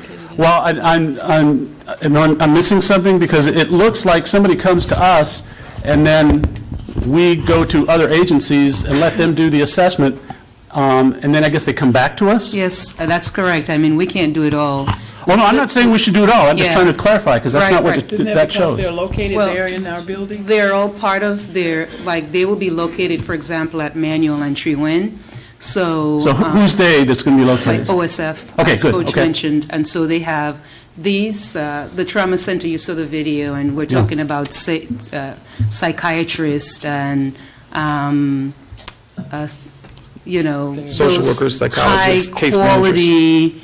Therapeutic supports that we don't employ in our district. So I wanted to mention something. We're very, very blessed in our community, and a lot of us work very, very hard to work on the grant, the $1.1 million with OSF and community leaders to bring those funds. And when you look, Dr. Bob, when you look at the stats in that grant to support the needs, it is, it's shocking. Coach gave a little taste around just the 61605. Violence is also very, very high percentage, and I'm sure that's why we were funded overall as a city. But the other thing is, it's not just, although it's called the Trauma Recovery Center, it's not limited to just serving individuals who've been traumatized. Mm-hmm. It's broader than that. But yes, you're correct. We realize our teachers have been saying, hey, we can't do this. I'm in the classrooms, I'm hearing, we can't do this. So, I mean, how brilliant of us to collaborate and pull in partners to say, hey, you guys are the experts, let's collaborate and work together. And so, yeah, and don't forget, it could be, it's not only kids, it could be family members. We don't serve the parents necessarily in that sense. So if, you know, like like I know Peg went to the home and somebody has been traumatized, they're identified, because they're a parent of a kid, the kid is struggling, we connect them with OSF. The good thing is they don't have to go to the hospital. Right. They could be at one of our locations, and then, yes, they'll do the needs assessments and kind of guide them, and if they need supports, if there's case management, whatever is needed, they'll provide that support for them. But yes, they'll be doing that, because we don't have the capacity to do it. Yeah. Thank you for teaching me more about what it is that you're doing You're and informing me on some of the details. And great questions, and I'll be happy to provide you with more. I'll show you the SEL stuff, and I know sometimes you have additional thoughts and ideas, so we're definitely open to getting some feedback, for sure. Yeah. You know that. Yeah, and you're right. I think they are great questions, and I'll be happy to provide you with more. I know you will. Thank you. Mr. Walker. Yeah, Coach. I had a couple of questions. It's really maybe some of the nuts and bolts of what's going on here. In your presentation, the support groups that we have coming in here, some are going to be on a full-time basis, some are going to be there on an hourly part-time basis. Do you know what that breakdown is going to be? And will you have all of those located in Tree Win, or will be some of those partners in Manual? The staff that will be at Manual will be OSF, trauma recovery staff of OSF, a staff of social workers and psychs and case managers. Staff that will be at Tree Win, and it's a pretty extensive list of partners, but who will be there consistently, of course, will be OSF, individuals providing services such as Family Corps, who provides therapeutic services as well. Like I said, groups like Peoria State Legal will be more like satellite services. There's agencies such as Chestnut and Gateway who do mental health supports. They do substance abuse counseling. Right. They want full-time office space there on a consistent basis. And so just going through the list,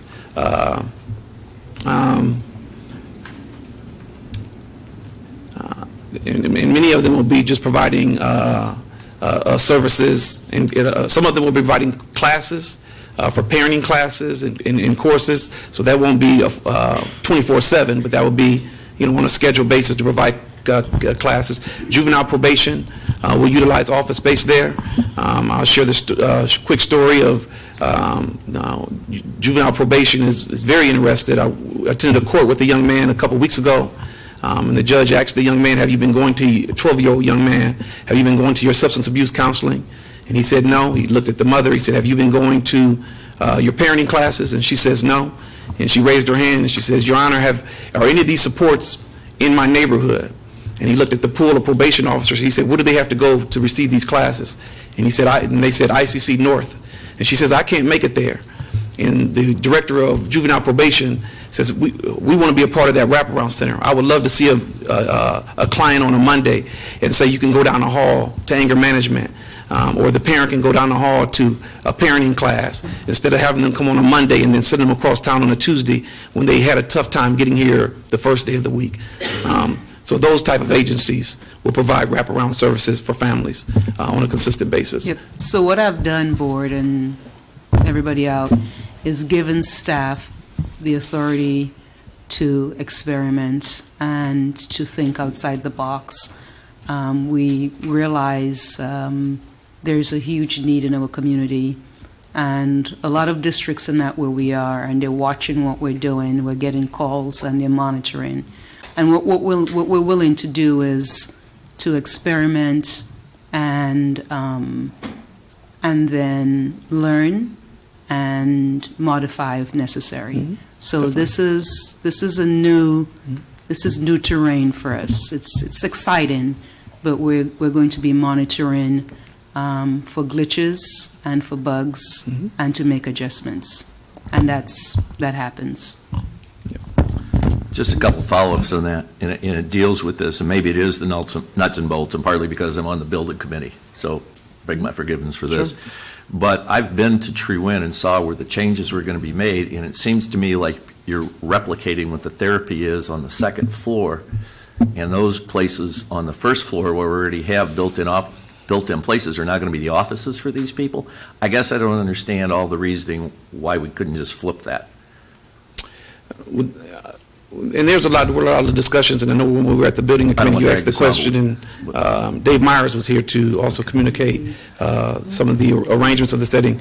But for one, we wanted to separate the therapeutic setting from what would be also utilized as the community setting. Right. And so this allows us in the current setup of that's currently Tree Wind Therapeutic, that's going to be moved to the upstairs floor, to allow community to come in and access, and it's already secure doors blocked off from the traditional school setting. It's a big ask to have access for community members to walk up steps, several layers of steps, and so access.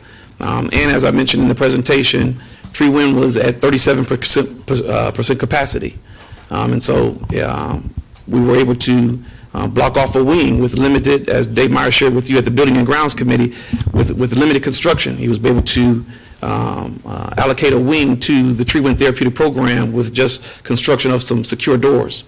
And so there was those type of conversations that took place. Yeah, the other question is really for Dr. Karat. Yeah, go ahead. It was just a follow-up on, this is based on the trauma recovery model, treatment model. I'm totally for this. I don't mean this to be a negative way.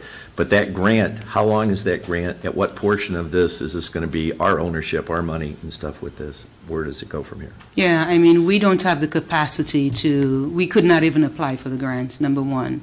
I was given the proposal, we looked at it, and one requirement was you had to be a level 1 trauma center. Yes, sir. Which is only OSF. And only one downstate, only one organization, and that was OSF. And we actually reached out to them, and they were happy to do that. So we can never, and we can't do this on our own, and we could not have taken on that work by ourselves. So I think we are really happy we found a partner. Sure. That's and they sat with us. We shared the idea, and they took notes, and for the most part, they did really most of the heavy lifting. Oh. We just kind of gave them the idea. So we're not eligible as an organization to even tap into those funds. And honestly, we don't need the funds. I said I don't want any money. I just want the money to go towards the kids, the services towards the families, because that's what I heard from our community, from the community, from our staff. We don't need to take, the money needs to go towards hiring psychiatrists and other therapists and individuals, case managers, to really work with these families. We saw the stats in just one area. So, we have an opportunity as a community, if this is implemented well, to bring in an additional $2.2 million, but this thing needs to be really done well. And so I think we're in a very, very good place. But Peoria Public Schools, we're not we don't have the capacity, and we're not even eligible to respond to the RFP. So, and then the other thing regarding who's located where, that is, staff, Coach and Tree Wind's team and Dr. Bell, sure. They did their due diligence. That's in our lane to take a look and scope the area and decide who's going to be placed where and that sort of thing. So that's the background on that also. So, I mean, again, much kudos to OSF and its sister Duval and Tom Hamilton, Ryan Spain, even Jahan Gordon Booth. She was the one who's on that committee and had been going through training, and she really wanted us. She's like you, Peoria Public Schools. We want this for the kids and the families, but we're not a trauma one. Yeah.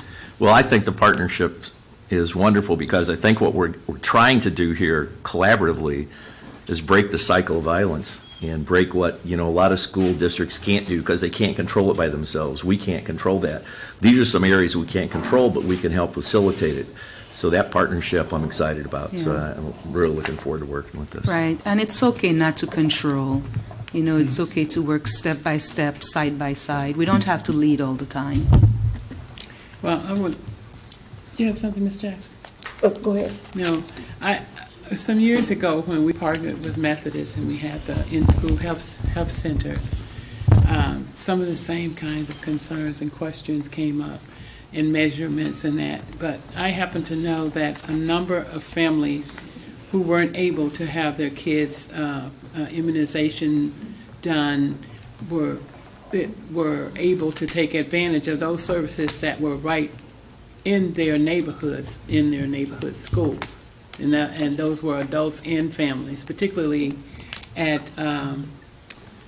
Valeska Hinton Center. But let me tell you, what we're talking about here is real. I help the police identify areas for what they call shot spotters. And don't think that these kids are not traumatized by hearing shots in their neighborhood. Even I'm traumatized. Sometimes I get out of my bed and get on the floor because I hear these shots. Well, my grandkids that live with me want to know if they're going to get shot going to school. So it's real. This is real, and we have to do something about it. And so aside from whether it's going to work or not, we have an opportunity, in my opinion, to make a difference in some of these kids' lives and turn some of these things around. And it would behoove us not to be able to take advantage of it for however long it lasts. And then it's somebody's responsibility to continue to make it happen, because we are talking about what's best for children, not what's best for adults, but what's best for children. Yeah, because some people I know, you probably got some feedback. They don't want to move, and they want us to continue to do the same. I would love to not. This is a lot of work. This is a lot of work. I mean, we would rather not do things differently, but we have to. And that means also the adults have to work with us if it means having to move or move a classroom and that sort of thing. So, Ms. Jackson. Yeah, first of all, Mr. Booth, can you go back to the screen where you list all the things that our kids deal with, from divorce and all those things that kids go through? The first slide. Yeah. We talk a lot about the crime issue, and that's a problem. But if a kid is homeless, or if they're abandoned, abused, and divorced, and sends kids through, or death, where a mom or a dad passes away, we don't talk a lot about those things that have a lasting impact on our children. And sometimes kids can deal with the crime part of it better than they can abandonment or divorce. Sure. Right. And so it just depends. So I'm glad that we can talk about those kinds of things that our kids have to deal with on a daily basis. The neglect part, those kids have to get up and get themselves and their sisters and brothers ready for school. That has a lasting impact on those children and how they function at school, from discipline to grades and all those things. So I'm glad we put an emphasis on the crime part, but I think we ought to also understand that we have all of these things that you've listed there. So I'm just really pleased that I can see where we're make some movement to deal with the whole family, the whole part of all of our children, and the things that they have to deal with that you and I don't have to deal with. Yeah, good point, Ms. Jackson. This inflicts across race, gender, I mean, poor, affluent, you name it. And it's not just crime. I mean, the divorce or what we call the change in family, those are also very traumatic for a number of our kids. Especially in 61605. I just have one quick question, and it was because when Mr. Booth answered, when Mr. Shaw asked if it was beyond 05 that was going to treat that, how far out of 05? Or is it countywide? Could somebody technically from East Peoria come over? I don't know. Yeah. Well, what I was referring to is students, Peoria Public School students. Sure. I mean, the details, will OSF not serve someone? I don't think that question has been asked, so I don't want to answer. Right.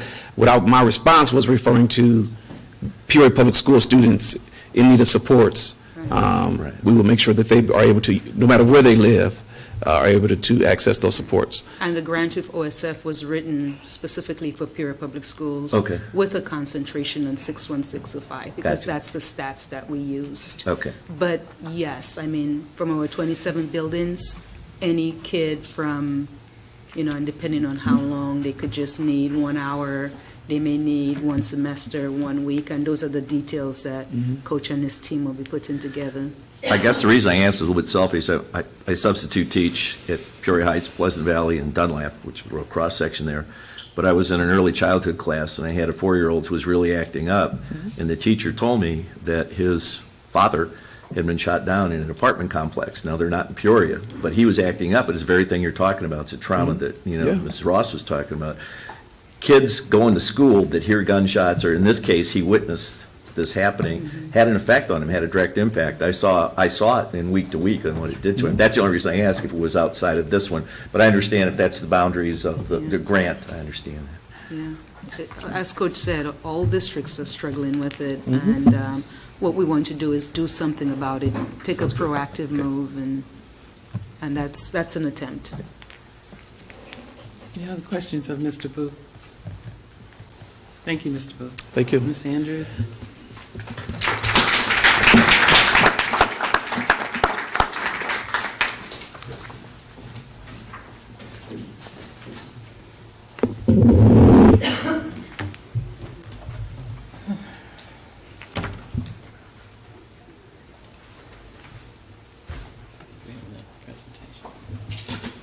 It will be quick.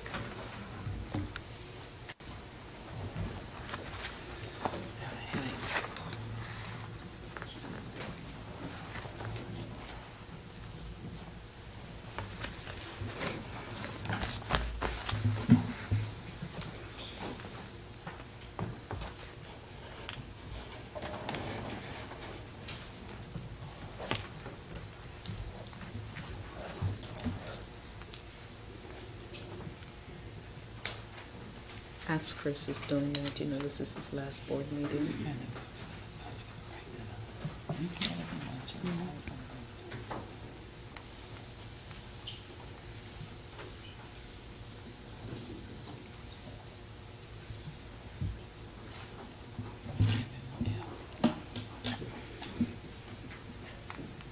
If anything, Ms. Andrews can do it without the PowerPoint. Chris. You got it? Yep. Okay. Right, Ms. Andrews? Good evening, everyone. Good evening. I have been asked to provide an update on Tree Wind Therapeutic Program. We are in our 9th month of being in existence, and very proud of what we've been able to accomplish together as a team. Our current enrollment for Tree Wind Therapeutic, we call it TTP, is 107. 64 of our students have individualized educational plans or IEPs. 3 of our students have a 504. 33 of our students are attending due to expulsion. 9 are attending due to an administrative placement. And we have 3 students that are there on a 45-day placement. And I put a little asterisk there. Sometimes because of a student's behavior in a different school, there is an immediate need to have them removed from their school for a 45-day placement at TTP. We have 25 students that have transitioned back to their home over the course of the past, I say 8 months. We have 2 students that have transitioned back to their home, yet have returned to us, and some of those wanted to come back to us. It wasn't that they got in trouble or anything. They just wanted to come back to TTP. And then 6 of our students had their expulsions revoked this school year. We currently have 12 certified teachers at TTP. We have 16 teachers' aides, 9 one-on-ones, 3 social workers. We have 1 full-time children's home therapist at TTP, but we also have a children's home therapist on the K-6 side, and he assists as well. I want to give kudos to the TTP staff for their input and collaboration with me in providing what we all felt was working at TTP. So we do have regular professional development right now that is led by myself on a number of topics. The staff received a lot of training over the summer, but as we have progressed, they need some real, substantial things that they can do in their classrooms as far as using music, how to have a conversation with a student that is upset or needs to be de-escalated, things of that nature. So the teachers have really responded positively to that. We have a special ed coordinator, Michelle Minders, who was given approval to have a flexible schedule, so it allows her to support myself and my assistant principal, Ms. Dietrich, in dealing with everything that happens at TTP. What also is working is we have teachers' aides, or in some cases just 1 teacher's aide in every classroom. Our students are kept in pods with minimum interaction across grade levels. The teachers really appreciate the teacher pod and collaboration time that we build into our monthly schedule. A lot of times teachers work in isolation because they're so busy, but we have actively provided opportunity for them to get together because they all see and serve the same students, and so what's working for one teacher may need to be shared with another. We do have transition meetings and transition plans as students return to their home school. That has been a huge positive so that the students can have every possibility for success as they move forward, and the receiving school does not have to start over from scratch. They know what we've done, what has worked with students, and what has not worked. The structure of the day works for most of our students. Our students arrive at 8:30. They are dismissed at 1:30, and in the process of that, they do have a concentrated SEL time as well as time for academics. Starting in January, we revamped our intake process. It was formally done simply by my former assistant principal, but I thought it was really important that we have the key players at the table. So there's a social worker there, there's myself, my assistant principal, as well as the homeroom teacher, so that they're not walking into a room one day and everything that they've known is brand new, and no one has explained to them how things work and what the expectations are for them. So, and the parents are there, of course, as well as the student. School social workers provide social emotional learning support to all of our classrooms twice a month for 45 minutes. We have really streamlined our arrival and dismissal process, and it's working for us. We have increased safe places for students to de-escalate. We call those safe rooms or timeout rooms, and with the new classrooms that were built, it provided an additional, I believe, 5 of those rooms, because prior to that there were only 2. Metal detectors, thank you, Chief Boone, have been wonderful in making sure that our students aren't bringing in things that shouldn't be there. We have 2 very effective SROs, so thank you so much for them. And I love the fact that they have worked hard to build relationships with our students, so it's not just an officer, who interacts with them because they're in trouble, but sometimes they're the first person they see when they get to school in the morning for that arrival process, and it's a positive introduction to the school, not a negative one. We definitely remove items from students before they enter. They have to turn in their cell phones, purses, book bags, any food that they may bring. The smaller class sizes has definitely led to increased teacher and student relationships. Students have really gained trust with us, as well as authority figures that should happen to walk into our building. Uniforms for our primary and middle school students only is working. Many of our students come with failing grades, and a lot of them are now passing. And I have to give kudos to my safe schools or the teachers of the students that are expelled. Ms. Bogus, Ms. Blair, and Kim Thomas. They are not easy teachers if you know them. You have to earn what you get. And there was one particular student right before we left for spring break, Ms. Davis. I had her at Tree Wind when she was in 2nd grade. She did get expelled from us and then went on to Woodruff. And then when the program moved to Tree Wind, she came back. And I walked into her classroom and she was screaming my name, Miss Andrews, Miss Andrews, and I thought something was wrong. And she had a piece of paper in her hand, and it was her progress report. And when I tell you that she and I, because we have a long relationship, I'm just so very proud of her in that moment, because she went from D's and F's to straight A's. And the tears were shed, the hugs were given, but she said, Miss Andrews, I knew I could do it. And I said, it's always been in you. So to see her be in a place because of what we provide for her and her maturity, but to see her in a place where she is able to receive what we give, what we have to offer, is what we want for all of our students at Tree Wind, under the roof. But we have to do the work on the front end to get the academic gains on the back end. And so I just wanted to share that little success story with you. Our staff is working diligently and collaboratively to retrain students. A lot of our students just simply don't know how to be with others when they're feeling a certain way or something has happened in their neighborhood, in their household. Their first instinct is to lash out. And so it's through our SEL process that we are working to retrain them and in hopes that they find success socially and emotionally. We are experiencing more teaching time at this point over our 9 months due to the amount of time focused on social emotional learning. Students are not as quick to negatively react and are more easily redirected and de-escalated. Staff provides academic interventions, which is wonderful, and our primary teacher says she really appreciated her bathroom in her classroom for the little ones.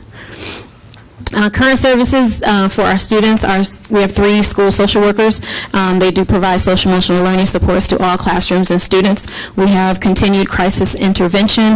We do have a strong collaboration with some supporting agencies, including Children's Home, DCFS, foster care, juvenile probation, Lutheran Social Services, the Center for Prevention of Abuse, Center for Youth and Family Solutions, Camelot Care Center. And many of these agencies come to our students, and then there have been times when our social workers have gone to these agencies to help them sort of better deal with and understand our students and provide support for them. This last screen is areas that as a staff over the 9 months, because this had never been really done in this manner before, so we were learning and adjusting as we went along. And so some of the things that we're currently working on to improve is our 9th graders come simply for our SEL services, and then they leave and they go to Knoxville Center, but they're currently on 2 different schedules. So we're finding that creates some issues. So we're working on that. We want to work with all entities involved in determining pathways and criteria to TTP. Originally it was simply for students that were expelled, but those pathways or those reasons why they come have grown, and so we just really need to hammer down and streamline, not just for us, but for other schools, what is the pathway, or what are the pathways to get to TTP. Restoring the certificate of completion program for certain students. When it was day treatment, we had that for our high school students who were 19 years old and maybe had 2 credits, and we knew that there was no way for them to gain enough credits to graduate, so providing the certificate of completion program. Working with the SEL department to find and create a SEL performance matrix, as the district currently does not have one, but it is very important to us as we've grown through these 9 months to really be able to say the kids entered and they didn't have this skill set. But we want to be able to show that these are the things we've been working on and these are the skill sets that the students have gained as a result of being in our program. We're working on increasing our social workers' SEL support time along with their current responsibilities, sufficiently meeting the needs of students due to their increased level of crisis, which definitely has increased this year, and it's not due to our increased enrollment. We have a lot of students that are suicidal. You know, just a lot of trauma that is taking place. And so we're really trying to work together to figure out how to best meet these increasing needs. Dealing with higher numbers of suicide assessments, because oftentimes when we call for assistance, they don't oftentimes accept the students. So we're trying to figure out, okay, well, what do we do to support the kid so that they don't fall through the cracks? This one is really important to me, being data-driven, finding an effective SEL curriculum that is more formalized and streamlined with a pre- and post-assessment component.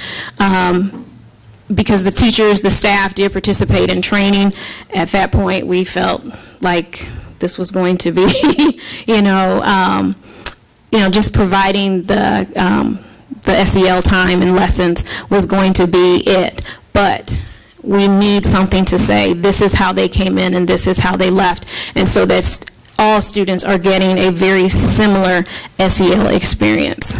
And then adjusting our schedule to include a 30-minute win time, which is what I need for RTI intervention, because a lot of our students are academically behind, and that is what is leading to some of their issues that they present to us. And so we need the time to work on the academics as well as the social emotional learning needs.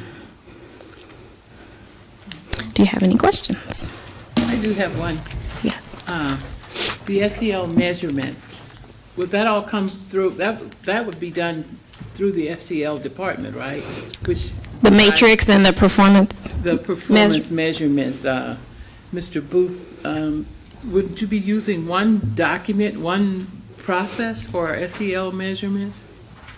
You know, that's something that's needed, and what Andrew said is they will work to we'll work collaboratively to create one. Okay, that's what I was wondering, because it's not an SEL program here and an SEL program is. Correct, because, I think it's something that needs to be shared once it's created district-wide, That's what I thought you would do. Okay. You guys are working on that. Okay. Other questions? I don't have a question. I have one question. Yes. But I have a couple of comments. Okay. How are you, Renee? I'm good, thank you. Ms. Andrews. Nice to see you again. You too. You'll miss those Whittier days, huh? Sometimes. All right. Actually, the only question, just one, and that was, and then just in a couple of comments. At the very beginning, first of all, nice job. Thank you. No, this is great. So under current staff, you've got teachers, yes, right?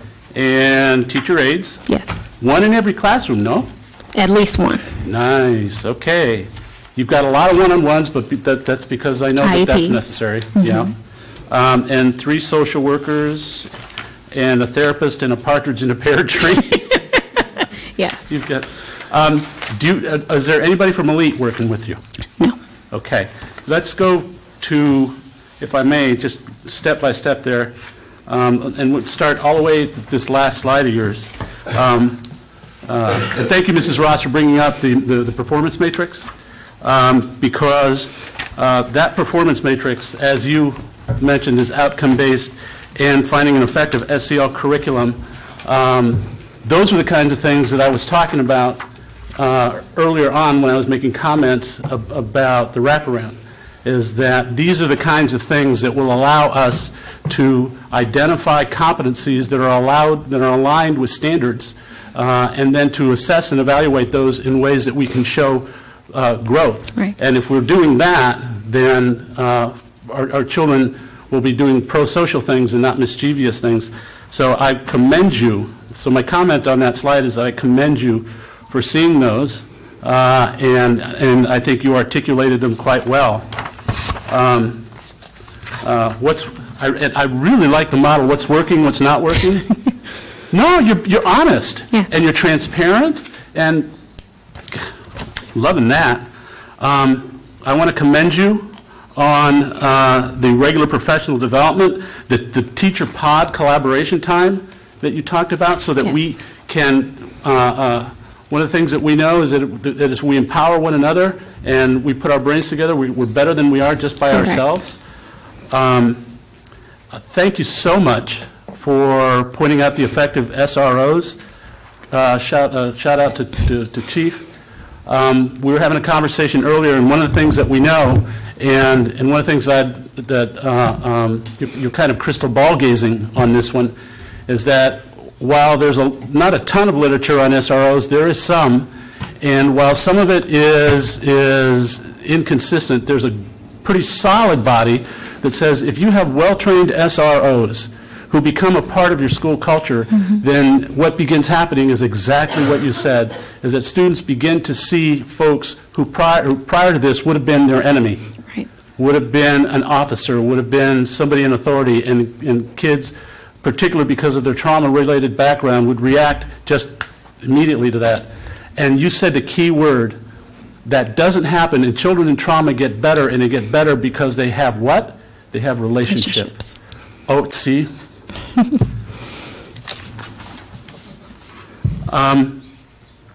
Couple slides forward. Again, kudos. I really like this. Staff working diligently and collaboratively to retrain students. And so and what ends up happening? They get to teach. So you do that, and I love it. You load up on the front end, you establish relationships, you don't assume a child knows how to do something. You find out what skill set, what competencies they don't have, and we say, okay, we're gonna work on these, because if I don't have these going, then reading is not gonna make any sense to you. No. And you're not gonna have time for it, and so I think that's just brilliant. I'm couldn't be more pleased with the work that you're doing over there. Thank you. And if there's anything I can possibly do to give you a hand doing that, I'd be more than happy to do that for you. Thank you so much. Thank you very much. Good job. For you. Ms. Sanchez, did you guys ever use a FastBridge SEL screener? Yes, everybody in the building does. Do you think that's useful? It's a great gauge on how students see themselves compared to how the teachers see them, and then sort of creating a plan to kind of meet in the middle and deal with or support the student to get them to progress through those different areas. So it's still new, but we've seen it as a beneficial tool. Good. And I know Maureen also pushes the Y-Try, and they have that curriculum and also that pre and post assessment. And we spent, prior to my coming on board, I would say millions of dollars on that. So yes, our staff has been trained definitely on the TTP side, and then many of them on the K6 side have been trained with Y-Try, and that incorporates the music as well. And so we're really seeing some. would that be one of the curriculum pieces that could assist in fulfilling one of those needs, or do you need, I know, Coach, you're doing some things with the social workers and psychologists around curriculum by tier, so we can kind of, yep, so that's, yep, yeah, and get some feedback from Ms. Andrews. I just had a brief comment. I shared with Dr. Bob a lot of his successes. I also was fortunate enough to have been down at Tree Wind when that young lady came to you very excited and stuff. I said, oh, holy cow, I hope this isn't a trauma event. And it turned out it was a trauma event, but it was a positive trauma event. Yes. She said, look at my grades, look at my grades. And it was just straight A accomplishment. And I'm going, wow. And she was obviously she had known you, but you know, it was such a positive thing to see her be so excited about her grades, and she was genuine. She was trying to share it with everybody that she could. Yes. But she was stopping people. Hey, stranger, you want to see my grades and stuff with that? She tasted success finally. And no, it was very positive. And it begets success, begets success. I was just going to say, you're very, I mean, you've got a lot of assistance, so this should really help move forward. It takes a You've team. got 107 students and 12 teachers, 16 teacher aides, is all these in the same area? Yes. And then 9 one-on-one, so those are really, really small classes, so, you know, that's... Yes, and we have to work together so that everybody understands their role and how to work collaboratively together because it's all about the kids. And so we've really grown definitely since January and really saying, okay, hey, what are we trying to accomplish here? And making sure that everybody has the training, the understanding, and the knowledge to do the job on a daily basis, because it's not easy. No. I don't stand before you to say that this is easy at all, but it is a true labor of love, I think, for everybody down there. You know, and we want to see this work. So I understand. As a counselor, I know how hard it is, but my comments were positive in that the one-on-one really does make a difference when you have really small groups of Yes. kids and that many staff working with them. Yes. So you can do, you know, some real positive things. Correct. And we believe Ms. Andrews is the best leader to really lead this progressive and important work. And I've asked you to make some changes last year, and you were enthusiastic about it. It was difficult, but we're definitely seeing the fruits of your labor, and you're doing a nice job with it. So thank you. Thank you, and continue to communicate with Coach and us in terms of what the needs are. But we're really excited about the future for your kids and your staff. My babies. And the community. Yep. Thank you. You're welcome. Any other comments or questions? Thank you. Thank you.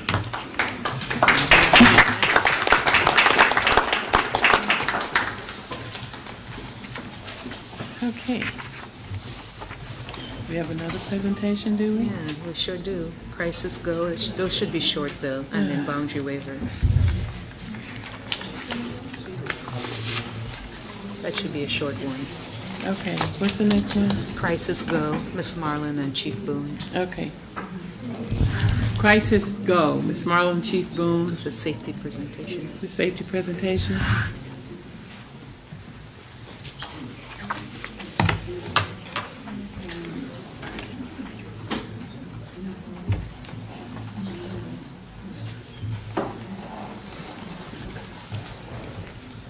That should be a short one. I think. Sure, that's what you said. Sorry.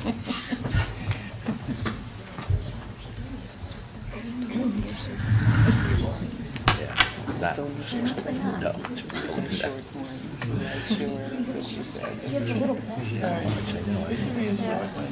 that lumbar support a little bit more back. I know, exactly. Totally.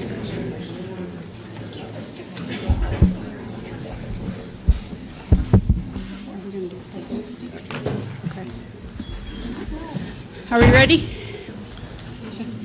We are ready. Okay. Good evening. Good evening. We're going to start by going over Crisis Go. As you all know, with everything that's been going on well, across the country, especially after what happened down in Parkland, Florida, that really got me thinking. And Chief Boone and it was Chief Boone and me and a couple others, we were charged with the task of looking at several of the apps out there, and pretty much Dr. Krotz said, you know, bring it to me and you guys decide. But we wanted to kind of get all of our data and everything in one place and kind of mainstream. Having 27 schools is very difficult to kind of everyone get on the same page. Kind of what sold me with Crisis Go was the bully component, because we have a lot of bullying going on in the district, and sometimes it's hard to keep up when everything's on paper, you know, and trying to get 27 schools to do things in the correct way. And so I was sold on the Crisis Go. You can start with 2 components of theirs. It's free, and if you like it, you can kind of add on more, and we're going to go over those components with you tonight, and then show you also what we're going to get with the full suite. Okay, so for the enhancing school safety and security, we're going to go over the 3 areas today, and it's the emergency notification, the crisis response, and the event accountability. So pretty much the emergency notification, you can get alerts in the text messaging, and you can get them on your smartphone, laptop, tablet, and it can go, and it's in real time. That's the nice thing about it. So instead of everything being tied to like a three-ring binder or the PA system or the phone system, you can get those early notifications right away, and like I said, they're in real time. We have groups set up, and if you want to go ahead and, yep. And so those alerts, like during the emergencies, it depends on the groups. Like we already have groups set up for admin. We have groups set up at all schools. I haven't given anyone their passwords yet, except all the admin and all the officers. But the groups are already there. I already worked on setting up groups for all principals, and you can send a text message right away, and it alerts. It, pings our phones. And so that's the good thing about the Crisis Go is it's immediate. And hitting on crisis response, this will be a step-by-step, instruction to respond and manage to any emergency, which I think was real critical with this. It has up-to-date emergency response plans, checklists, maps, documents, and contact lists that are available in the Crisis Go app. This reduces reaction time by taking the emergency plans out of 3-ring binders and putting them in your fingerprints. I want to still have those binders in the schools, but this is really key when you have new subs, things of that nature. They download the app, they have the emergency response plan on their phone. If children are outside during an emergency, they'll have the option to have all the students' rosters on their phones, so they can just check off which students they have.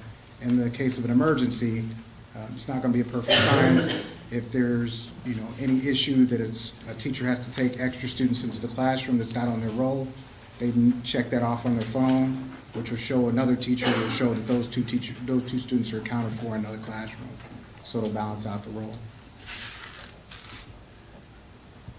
And again, those checklists as far as the emergency response plan, when I came up with the emergency response plan quick guide, that we can download to the app, and every teacher will have that. So in the intermediate threat or crisis, they can pull up the phone, see what checklist things they need to do, and they all have that right there in their hands. New teachers, sub-teachers, that was a big issue when you had people coming in that weren't trained on the crisis plan. And I think another thing to point out, it also has the tutorials and that you can bring up. If you go through the app, I've been in there several times. It just shows you quick references, like it says CPR, and it kind of refresh yourself if you haven't had it for a while. It does have that all throughout the app. And then with the event accountability, it's access to the student database to take the attendance and the report discrepancies. You kind of hit on that. Roster, it does sync with Skyward. It syncs nightly, so every 24 hours. So if a kid, enters school, like today, then after tonight, it'll sync, nightly, and then that next day, that kid's going to be on our roster. That's good for those. And then the teachers, you go outside, say there's a fire drill tomorrow, you go outside, bring up your class list, and you just have to mark, it's just take roll just like that, right on your phone, your iPad. If you don't want to have the app on your phone, you can have an iPad or do it like that. And then the contacts, you can just use your external contacts or internal. That's up to the teacher. So the class rosters, it's going to be listed by like the school staff member, and they're, like I said, updated nightly. And then I think you already noted that missing students can be tracked and accounted for through the notice feature. And that's really big for if you do have to have an off-site evacuation. You have a bunch of students in a church somewhere, and again, if one teacher took a handful of students that aren't necessarily theirs, they can still check them off that list. The school will be able to check and make sure every student's accounted for. And that's better than pencil and paper and having to tabulate. You'll have a list of students that are still missing or unaccounted for on that list, and we'll be able to track those students down. Again, they have like a siren feature if you become trapped or need assistance. When we were doing training with some of my officers who, I mean, they're like students. Sometimes I can't get enough of them in the room. Everybody's hitting siren on their phone, you know, to see how this feature works, but it's pretty loud. And of course, it activates the flashlight on a cell phone. And again, one of the biggest things that Ms. Marlin was talking about was the online bully report. This streamlines that, and we're able to have this all on one platform. So when there's a bully report filled out, that goes to everybody who's in that group, and they can actually address that issue. So it's not just pieces of paper floating out here. It's streamlined, and I know where that report was filed, what's the follow-up on the bully incident. And then all administrators, like if I put myself on each school, we have a dashboard, and then I can follow up on all reports. So if I know a bully report was filed at, you know, at Manual or Peoria High, I can go follow up and say, hey, whatever happened to this bully report? You know, was it followed up on? Did they bring in both sets of parents? I can go in and check all reports. And then also, like Dr. T has to run a report for the state, you know, on bullying. We can get it all off of one site. Everything's kept right here. And then this, so the bully reports and we had one other which was free, but with the full suite, this is just for the board. You guys have this page and the next page. That's what we will get with the full suite, which is the price that was listed for the board. And that's everything. And again, like if there's a lockdown or there's any issue, I can select the select group.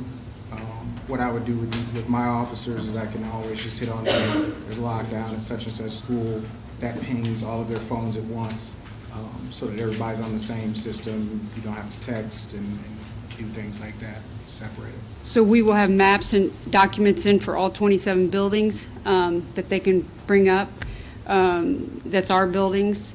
We can send out a training card, and we can assign it to schools, and we can check and see who actually did that training card.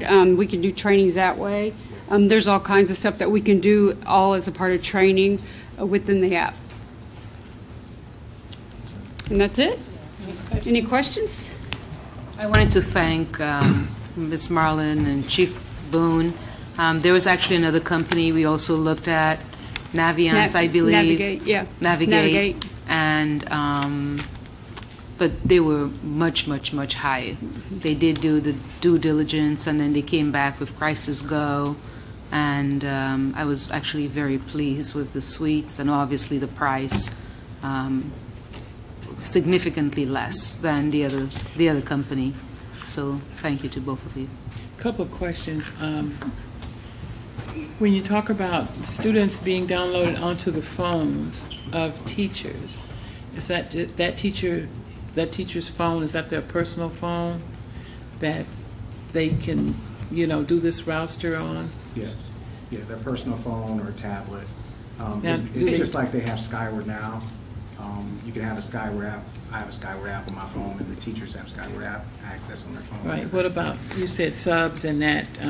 I'm trying to find out what kind of safeguards are in place for, say, for instance, one school.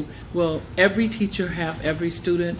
Because you mentioned some students may be from a different class, and they can just check them off. No, their school. They have to go into their class, their school, and then their class. It's assigned to their class. So, yeah, they will only have access to their class list, their class roster. Right. Yep. So if I'm a teacher at Manual, I'll have the Manual students. Yep. So that if I, you know, in the case all the Manual students? No. Well, that's what I'm saying. You see that I'm hearing two different things. It had all Manual students on that. No, as a teacher, though, you'd only see your Probably kids. because you were admin. Yeah. Yeah, you were, he's Right, the admin, but for the teacher, For the teachers, they'll just only your see class. their kids. They would just see their class. That's correct. Okay, so that's still my question. If they're using their own personal phones, and they're like a sub or whatever, and a teacher, what are the safeguards that information is safe within that person's phone, especially if they're not using, maybe they're not exclusively using that phone. You know. It's the same as Skyward now, right? They Right, have I mean, access a to- lot of people have Skyward. It's I the mean, same You as have to that. have a they'll have password to Oh, get yeah, in? yeah. Oh, yeah, it's all password Right, protected and everything like that. Yep. Yeah, because she has the passwords for the administrator. She has. I have passwords in there for everyone. Okay, so I was just wondering, you know. And I also give them, like, everyone the rights, and like, like, we all have rights that a teacher doesn't, like, the administrators have rights that a teacher won't have. We have administrative rights. Okay, that's all I can think of right now. Yes, sir. I really like the system. The fact that it's blended in with Skyward obviously fits and stuff with it. I had a couple of questions for Chief. I know right now, security cameras in all the schools, you can on your tablet bring up each school, as I understand it, right? You can on your tablet and see what's going on, and so you would have that. Second thing is there any way to forward that to the police if there's an incident? Say there's an active shooter or there's a tornado or something. Can we forward that to police so that they know what's going on in that building? We are bringing in Peoria Police. Yeah. We are bringing them in. Peoria Police is Mhm. actually going to be part of this. Entire. They have that access, and they can merge that with our cameras. Because I know a lot of times with the outside police, it's coming in, one of the things they said is they didn't know where the security stuff was in the building, and having that app in there, and having been a substitute teacher, I've gone into buildings where I have no clue. I mean, sometimes they hand me the book that tells if the emergency is you go out door X, well, hell, I don't even know what room I'm in half the time. But having this as an app, though, really does help because it varies in each building is what you're going to do. I think this is a really good idea. Appreciate you. And Mr. Dr. Waller, Crock, coming up. we could have that access. We will have to pay more because I know Navigate. It was really beautiful. They had the same. That reminds me, you could literally see. They took pictures. They would come in and take pictures of the boardroom and everything, and they would know exactly that location, and they could literally simulate and right. And we can add that. We can add that it. for the video too, if we want to. We But can it's add the more video money. component. We didn't Or- think It was a lot more because they have to bring people in, and they Right. really have to walk through our buildings, take Take pictures pictures of every and- classroom. Yeah. Right. So if, Peoria City was outside, they pull up the tablet and they can scope around and in live view see which classroom. That's what I'm saying. We can do that with live right now. So, okay. But Mr. Boone, you already have, or maybe, I don't know if you still have it, but several computers with all the schools. Oh, yeah, we do. Information constantly clicking on what's going on at every school, right? Right. In the hallways, on the Yeah. outside and the inside kind of thing. Mhm. And you can do that from your. Oh, yeah. Yeah. So, I thought you did. Right, right, we can. Okay. Mhm. Other questions or comments? I'm sorry. No. Two. One, maybe this is one for you. So, yes. So if you have a personal phone and you have an app on it, and that app is something that you may or may not have to use the entire day, your personal phone now becomes something that you use at work. Could you deduct part of that? Depends on where you're Probably not, but I'm just thinking, you wouldn't? I mean, okay, note to self. Second, here we are. So this looks really cool. So the information that's coming and going, I'm actually going to riff off of what Ms. Ross has mentioned. So you have information like a roster or an evacuation route or a building map layout or something. Now, that doesn't live on your phone, though. That lives in a cloud somewhere or something, right? Well, that would be in the app. Yeah. Yeah. All this stuff, the app downloads that. Okay, but it's not, there's no class list database that's on your phone? No, no. No, okay. However, you need to have access to wherever that stuff is. So that information is coming to your phone. Is that information encrypted in any way? With Crisis Go, it is. It is. Yeah. So this is FERPA compliant. So there's nobody, there's information that lives out there in terms of what my students' personal information is, and it's coming to my phone, and the only way that anybody can access that is if they're me with my password. Yeah. Set up through us, administrative status. Nobody can just go right through the program and see, like, I wouldn't want maps on somebody's phone in the schools. No, other than and I just wouldn't either. But the student, it's just the student's name. Right. I mean, it's not anything, it's just a personal student's information. name like that you would see. Like It's John not. Smith. So there's no other FERPA protected data that's? Nope. Just your It's class just a roster. roster, Just a roster, that's it. That's all I need. It's roster, quite frankly. Okay, so this is something that's coming. Oh, definitely. We are set up. It's just now how we're going to roll it out. But we're all experimenting with it. But I definitely. have some other information I'll be sharing with you also regarding that security. But I was just wondering, I heard Ms. Andrews mention the metal detectors. Are these the metal detectors that we've had over the years, or did you buy new? I know we have 3 that have been, we were using them at the high school and that. So those are the same ones. We pulled one from Woodruff. Okay. Because we had several. One was sitting in the closet at Woodruff. Right. So I borrowed that one and brought it back Right. down. Okay, so you're just reusing what we have. We Yeah, I didn't have go them out all. and buy any. Okay. All right. I had, I'm sorry, one more question. And again, it was something that you mentioned that just stuck in my head. Would this app allow for a teacher to take a picture of her or his classroom or her or his students? And then send it somewhere? Like, I mean, you can send pictures, but what would they be?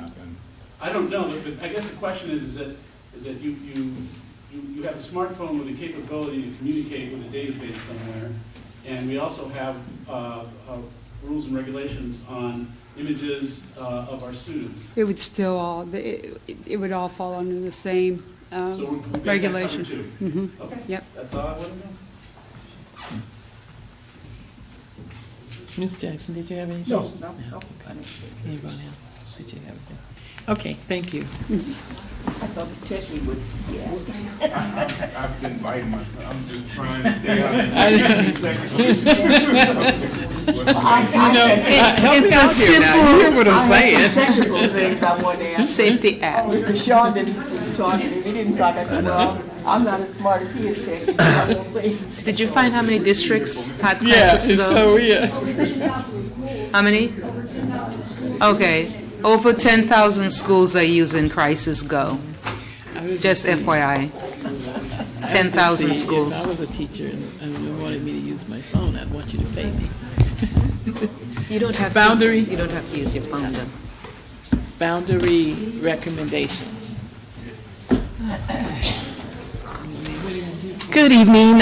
Josh and I are representatives of the Transportation Boundary Committee. As we stated last time, with our new Davis demographics software, we've kind of transitioned into being the Boundary Committee. Our goal is to balance still the transportation fund and minimize the service impact to students through the evaluation of boundaries and student attendance areas.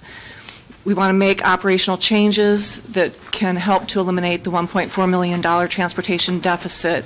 What we're going to be doing is looking really at the entire district in the end, but tonight the focus is kind of a second look at any locations that were impacted with the Phase 1 reconfiguration. We kind of promised the board that we would take another look if there was any areas that might need adjustments, and that is really our focus tonight. So we're looking at the Glen Oak boundary adjustment.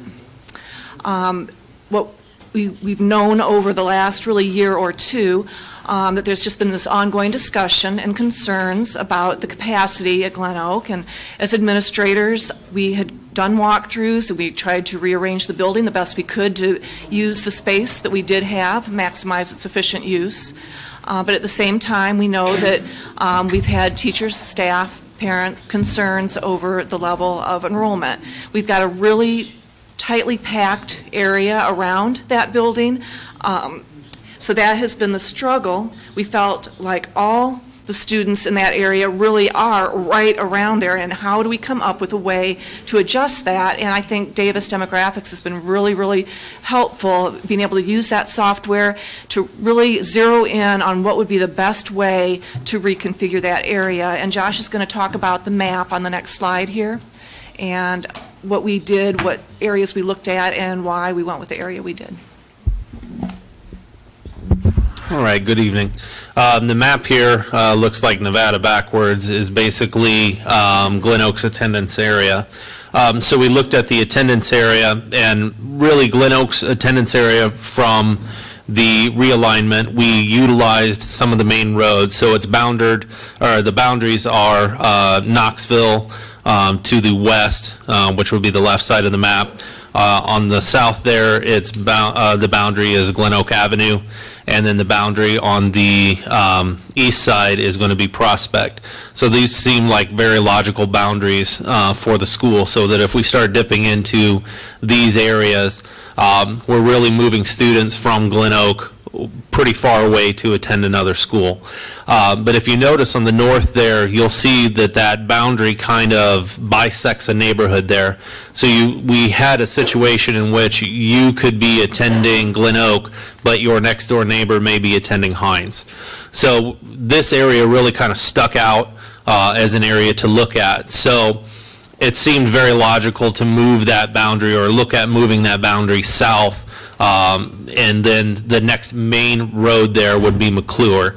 So in that red box there is kind of the area that we were looking at that seemed the most logical to make the boundary adjustment to give nice, very clear boundaries then for Glen Oak, using the main roads there really as their boundary. So that's how we kind of settled on that, and then utilized the software and other tools to look at how many students are in this area, what would that look like, where would those students go. North of that red line is Hines and Von Steuben's attendance area, so those students would become a part of Von Steuben and Hines then. Let's go to the next slide. So basically, to move into the impact for next school year, Glen Oak is projected to have a total enrollment of 931. The capacity of Glen Oak is 975. To lower the enrollment, we're proposing to move that northern boundary to East McClure Avenue. Within the proposed boundary area, there's about 68 students within that area that would be affected.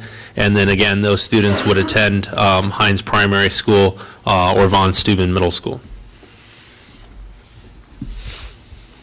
And then to continue, additionally, 54 Glen Oak students are on boundary waivers.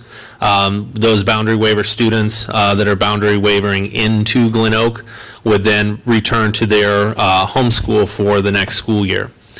Of the 54 students on boundary waivers, 23 are first through third grade ELL students who will now attend Lincoln K-8 school.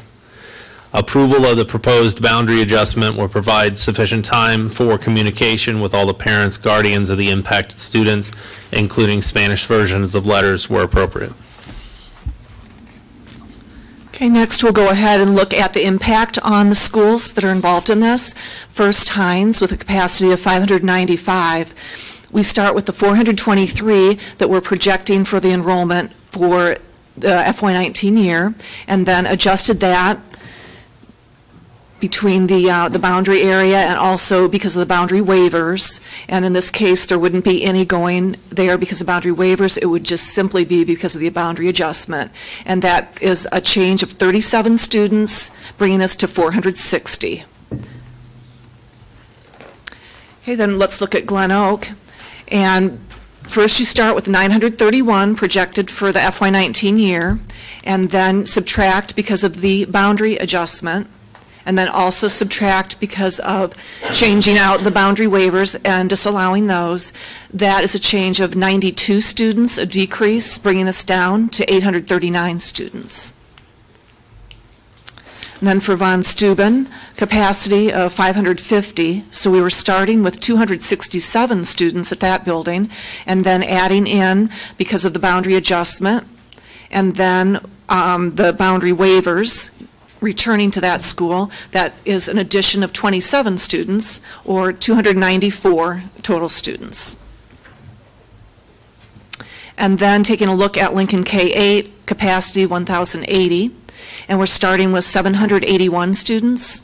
And then we have the addition because of the boundary waivers from Glen Oak, and then subtraction of Roosevelt neighborhood students. And then that leaves us with 760 students, a reduction of 19. So a small impact there. So the Glen Oak recommendation is that the board approve the Glen Oak boundary adjustment as presented this evening.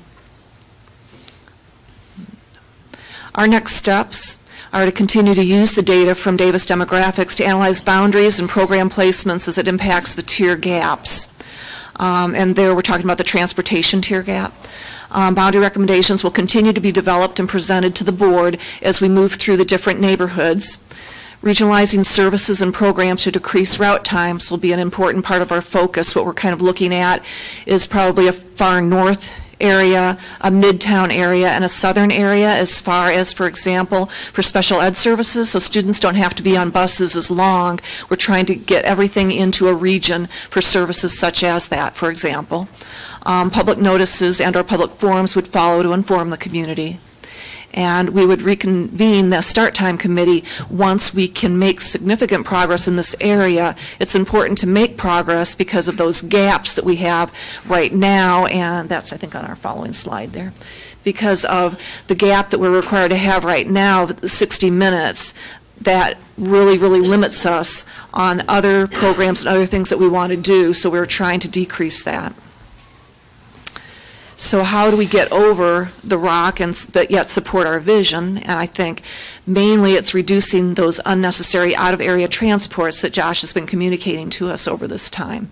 Such things as discontinuing the opt-out at Roosevelt, regionalizing those program services, and having students attend their home school whenever is possible. We also want to support the wraparound and SEL services, and we need to recognize, though, that we have limited staff and community services, and we need to locate the services near the students and families who are most in need. And again, all of this does impact transportation, and we want to really have it well thought out, and with Davis Demographics and Josh's help and time and efforts on this, we've been able to kind of zero in on some things already, and we'll continue to meet. It will go into the fall, so these will be, other recommendations would then be for the following school year, but we are at least wanting to get started now with some of these bigger area thoughts. The Roosevelt discussion is to utilize Roosevelt's already established middle school boundaries rather than sending students to Harrison and Lincoln that are not interested in fine arts. We give options to participate or not participate in the fine arts program while attending Roosevelt. And again, this will reduce buses, which brings us closer to that goal about closing that gap and not unnecessarily busing students out of an area, that we can still offer what we have grown and all with the fine arts program at Roosevelt. It's not a matter of doing less with that. It's a matter of keeping students that are right there in the neighborhood at that school and decreasing the busing. And then this would be the Roosevelt Magnet School. Capacity is 830. Right now they're at 655. You add the students that had been opted out to Harrison and the ones that were opted out to Lincoln K-8 just recently here, and put them back into their home school. That gets us to 733 students in addition to 78. And that is where we will land for our FY19 projections then. Any questions on any of the pieces? Good, yes. Yes, sir. I have a couple. I've missed one school board meeting in 2 years, and at that meeting, did you share Davis Demographics on how they assessed all these buildings as to their capacities? We did have a meeting on that to say which one.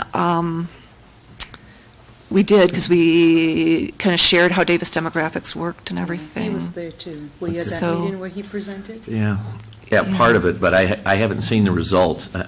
some of these school projections seem high to me as to the capacities. I think I asked my building guy to go over a little bit of this, but are you projecting how many kids in a classroom? These capacities seem high to me. I mean, when you're projecting it. So then you're doing it as a percentage of that mix. Which one that seems high to you? Actually, about 4 of them do. But. We use 25 on the regular sized classrooms. Smaller classrooms, we use 10. Where one of the things that, a common thing that we see is if a school is using all their classrooms, but if the number of students in those classrooms, let's say, are between 15 and 20, the difference between the capacity and the enrollment is going to be pretty huge. And a first thought is typically we're using all the classrooms, but if you're not near that 25, that's going to create more enrollment capacity than you normally think of if you see all of the rooms used. So that's a common thing that we run across. But 25 on the regular, 10 on the smaller. But special ed, you could have some special ed classrooms where you have 4 or 5 students in a particular class that I think that would offset the numbers if you're going to do that, is all I'm asking. Well, in terms of the capacity of the building, right, that's really what we're looking at. How many students could you have in that building and not push too much? Okay. So that's why we landed on 25 and 10. Okay. Yeah. Listen, I just FYI, because I'm interested in this, and Chris, over break, I said, hey, I'm interested in the district's enrollment, 1950, 1960 increments of, right? And in 1950 what was it, 21,000? 1960 was about 26, and now we're about 13,000. So we have space. No. Space is not the problem, right? No. I had one other question for the committee. When you looked at one of the suggestions that was made by the teachers from Glen Oak last year was to move the 7th and 8th from Lincoln, the 7th and 8th from Glen Oak to Woodruff, which does have capacity. I'm not arguing the capacity there. Was that ever looked at by your committee? That's not a recommendation by the superintendent, though. So that's. I guess the question was if you looked at it. I'm not sure if that was a recommendation. I think, no, we just focused on the current layout that we agreed on, and then I think that we had heard what teachers and others had said about, well, if you just move that boundary just a little bit, then it's going to work. They were just certain it was going to work, and we thought, hey, we'll take a look at it then and see now that we have the software. That it took us a little while. I mean, Josh had to get trained in January, and we had to get up and running on it, but I think it really was that we were hearing what people were saying. Those were the recommendations, and we thought, hey, well, why don't we take a look at it and see? And it seemed to work pretty well. Yeah, that was one of the recommendations. The other one was looking at the 7th and 8th grade. Right, it was. Yeah. And I got a lot of recommendations also from the community saying the K-8 structure is the way to go, including Bradley University's researcher. So the recommendation that we heard was basically to take those 7th and 8th graders and put them on the 2nd floor at Woodruff, and that, I mean, that's I'm not going to endorse that. And the same, I guess, as my capacity at Roosevelt. You felt that the numbers at the walkthrough. I was in Roosevelt last week. It seemed very crowded at the level that it is. You're going to add another 70 students to it. We know for sure, we were looking at 7th and 8th grade as really low numbers, actually, in the classrooms there for those grade levels specifically. But otherwise, that yes, we feel like we can go ahead and either add to existing classrooms, that it's enough of a, what I want to say, grade span of students. Yeah, and Mr. Wall, in 1998, I was assistant principal at Roosevelt, and we had probably about close to 800 kids. I know over 700. And so... Added comment here. And just real quick, those students it's not being moved from Harrison or from Lincoln there. They actually live within that Roosevelt attendance area. Right. We're actually moving them out. So it's to stop moving the students out of the attendance area and let those students attend what would be their home school, which would be Roosevelt. And some of them have siblings there already, which are separated. You may have one going to Roosevelt, another one at Harrison. So it's basically trying to reunify the family and be much more efficient and cost-effective overall. Well, basically, going back to doing what we did when we first created the magnet school, where if you lived in the neighborhood, you could go to school there. And whether you were, well, actually, you didn't have a choice, which I don't think they should have a choice, being in the arts some kind of way. So I'd like to see it maintain, become another true magnet school. But if you lived in the attendance area, you could attend.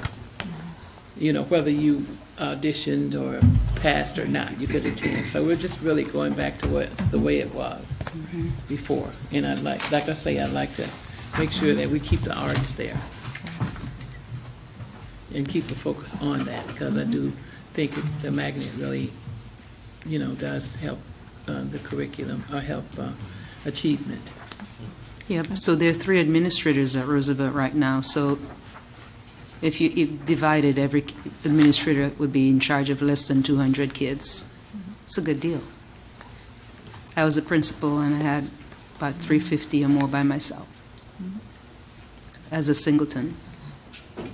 Yeah, questions on the boundary? Just about the rising 8th graders, is it feasible to allow them to finish? Yes. It is? Okay, they're okay, so definitely. They would be allowed to. Right.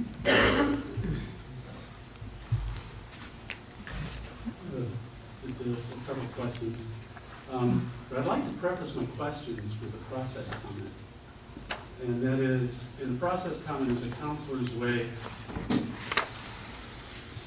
A process comment is a counselor's way of looking at not what was said, but how what was said was heard by others, or how others were impacted by it, or how they reacted by it.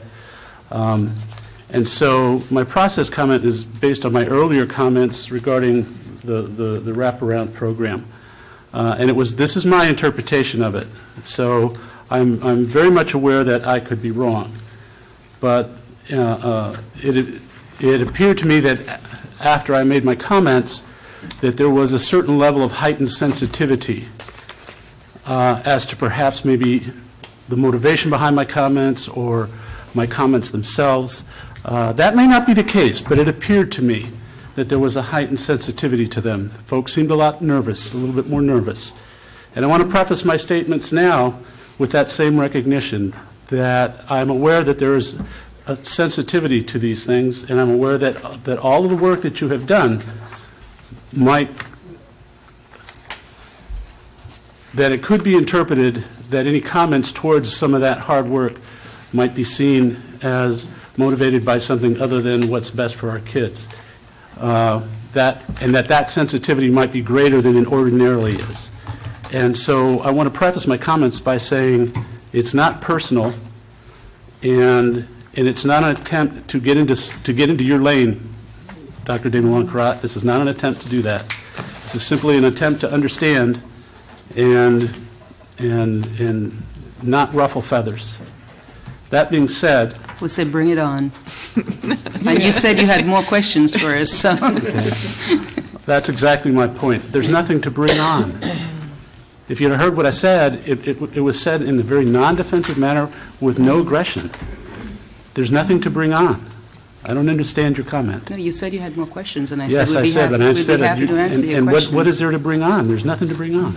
Did you have a question, Dr. Bob, or a comment? Well, I do have a question or comment, but I want to make sure that it's being heard.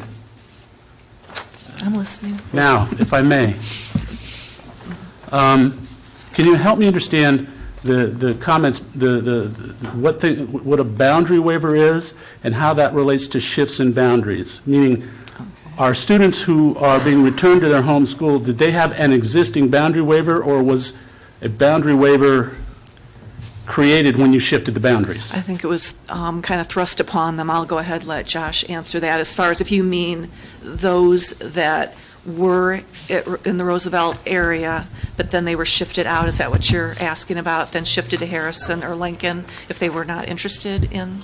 No, it'd be let's, for example, if you have Glen Oak and it was hard for me to read on mine, but that red box that you outlined, what is that red box an extension of the boundary, a reduction of the boundary?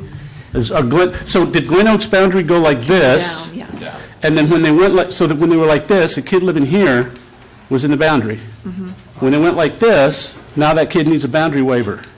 No. Okay, that's what I'm asking. Yeah. And I can help with that, Dr. Bob. So there are two things. The boundary waiver piece, it's an application process. Right. And individuals, parents can actually, there's a time frame for that. Parents can literally fill out an application and request for his or her child to attend a different school. Okay. And like when I was at Whittier, for example, I probably had about 50, 60 kids on boundary waiver. They did not live in the Whittier attendance area. They may have lived up north or down south by Harrison, wherever, but based on space, they would fill out an application, and if there was space, we would accept them. Yeah. So what you heard was Glen Oak has 52 of those students, approximately 52 of those students who do not live in the attendance area. Right. They filled out the application process. Okay. Went through the Chris's department research, got accepted. Okay. And because that's the school of choice, for whatever reason, families. So we do provide, it's an option to provide choice to families. And so we don't really do it at the high schools, but for example, if your kids wanted to attend Northmore, you could fill out an application process. And some individuals, if there's space, they're able to get in. Okay. So with Glen Oak, in an effort to reduce the overall enrollment number, we're sort of saying, because of the enrollment numbers from the community, there's really not enough space to bring choice students in. So we're going to stop that. And so that's what that means when they say they're boundary waiver kids. So a lot of those boundary waiver was driven by the No Child Left Behind. Remember, because if you could choose a school, still a choice, but you could choose a school, your parents could, that was achieving at a higher rate than the school that you were in. So a lot of that was driven by the No Child Left Behind initiative that President Bush started. That helps me then frame my next comment. And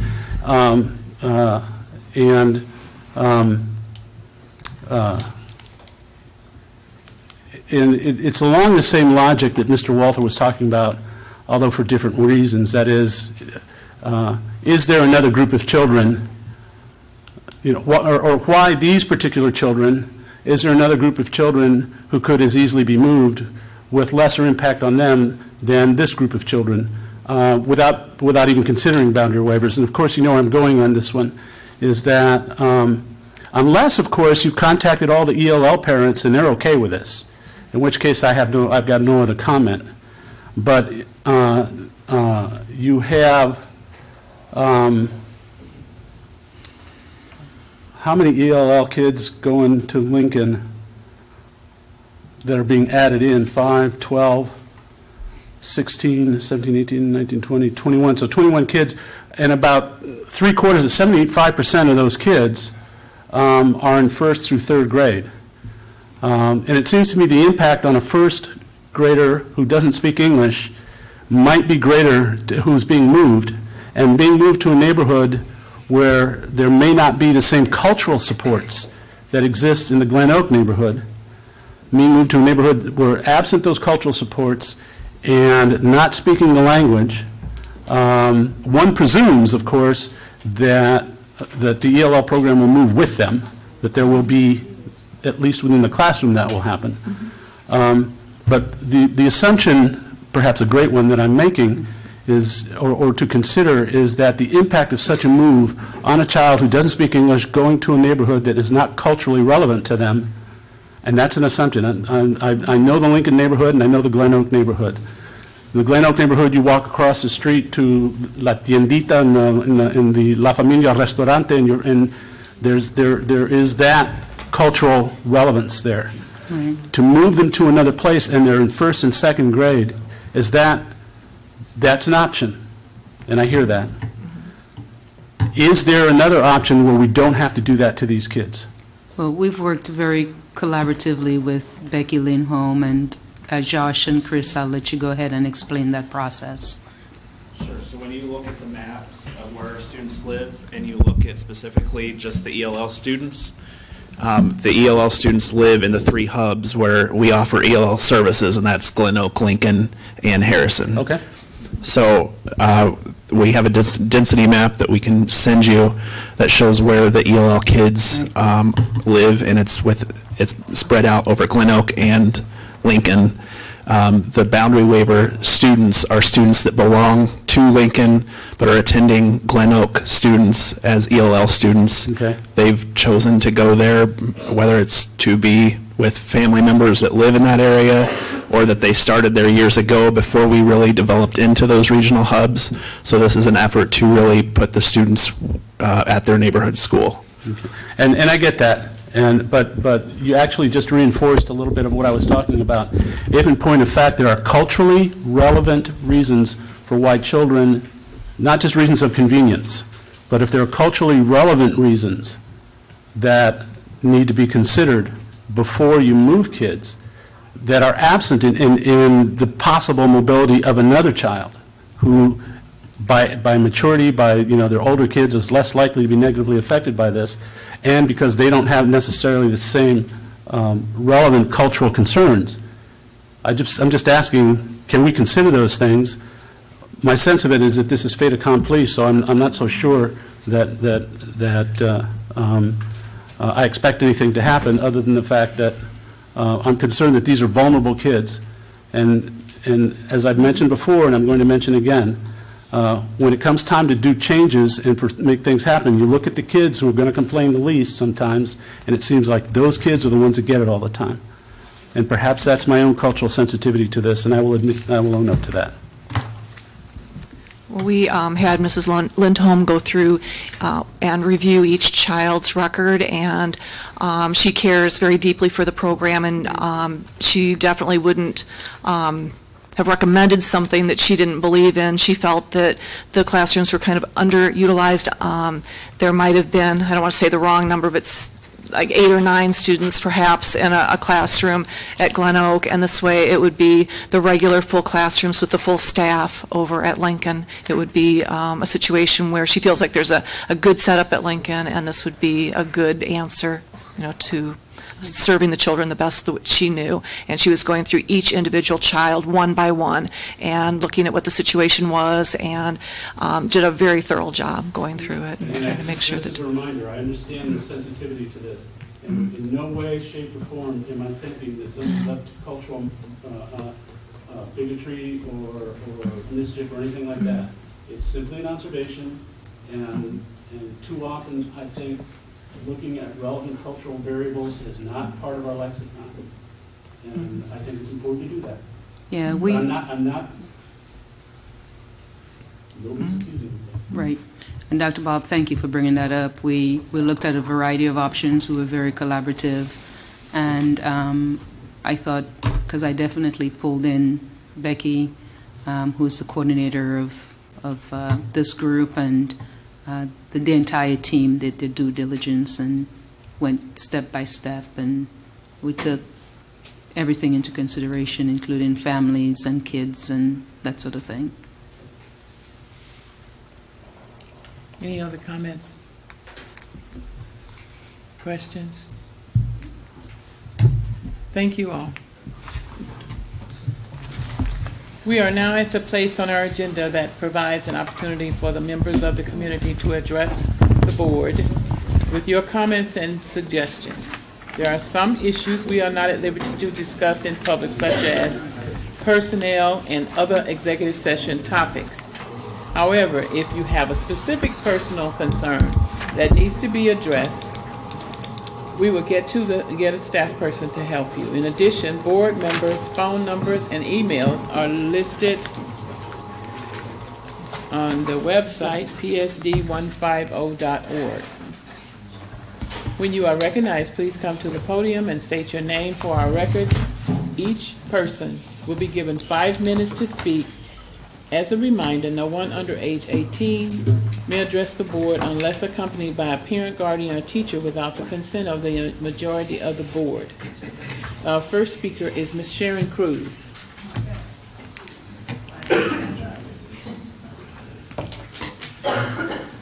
Before I start my Debbie Downer speech, I would like to say that nothing that I'm about to say has anything to do with what we heard from Renee and Derek. Both of those programs are programs that I saw the need for 5 years before I retired. And I'd also like to say I am very happy that you've given Derek this opportunity, and he won't disappoint you. Never disappointed me.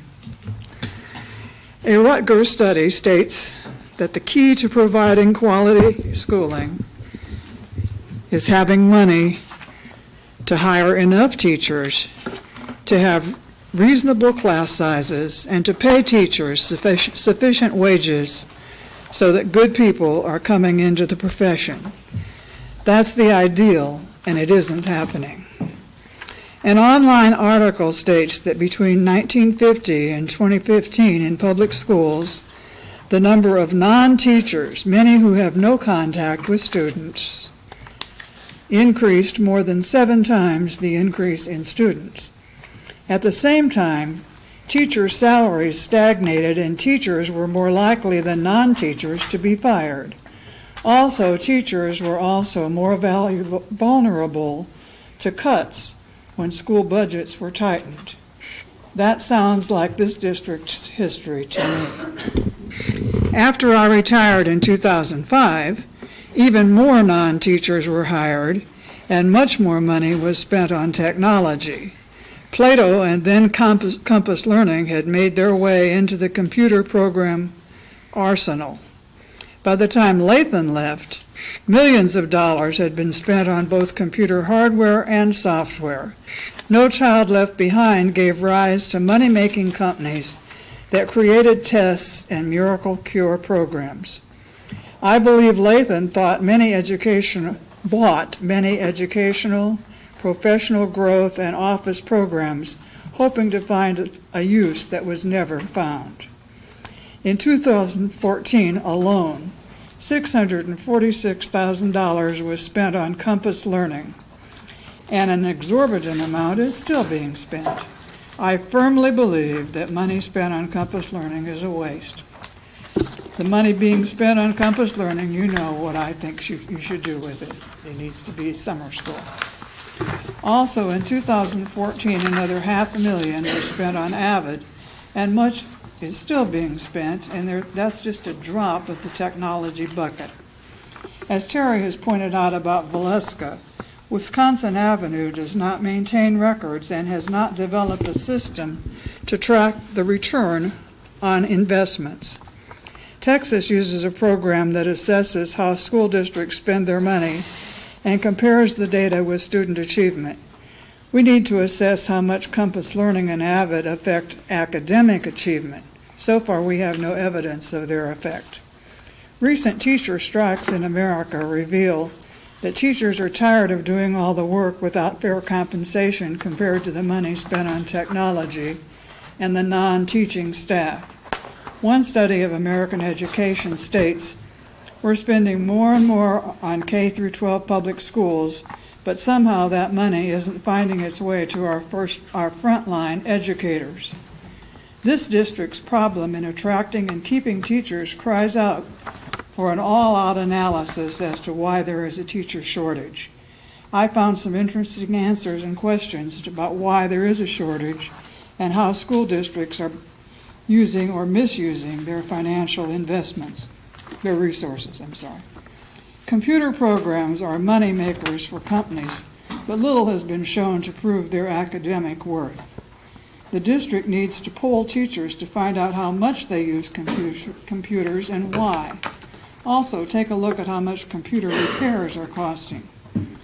Think about all the money spent on standardized tests with embarrassing results that keep you buying more tests, hoping for better results.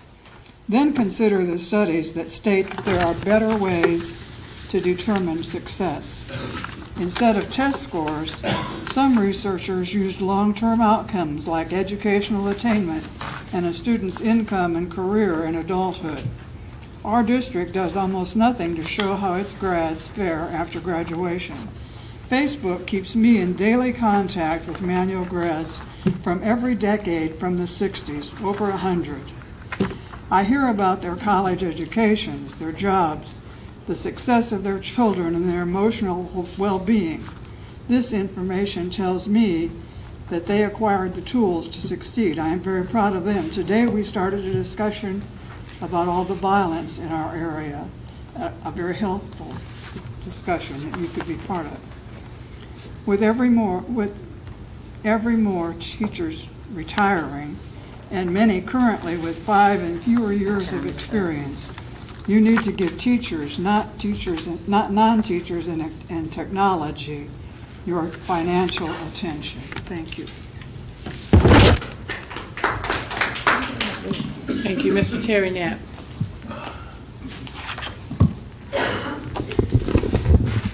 Kudos to Derek Booth, great hire. This district will do nothing but go forward with Derek at the helm, what he's doing in the wraparound program. I'd like to mention, I hear trauma.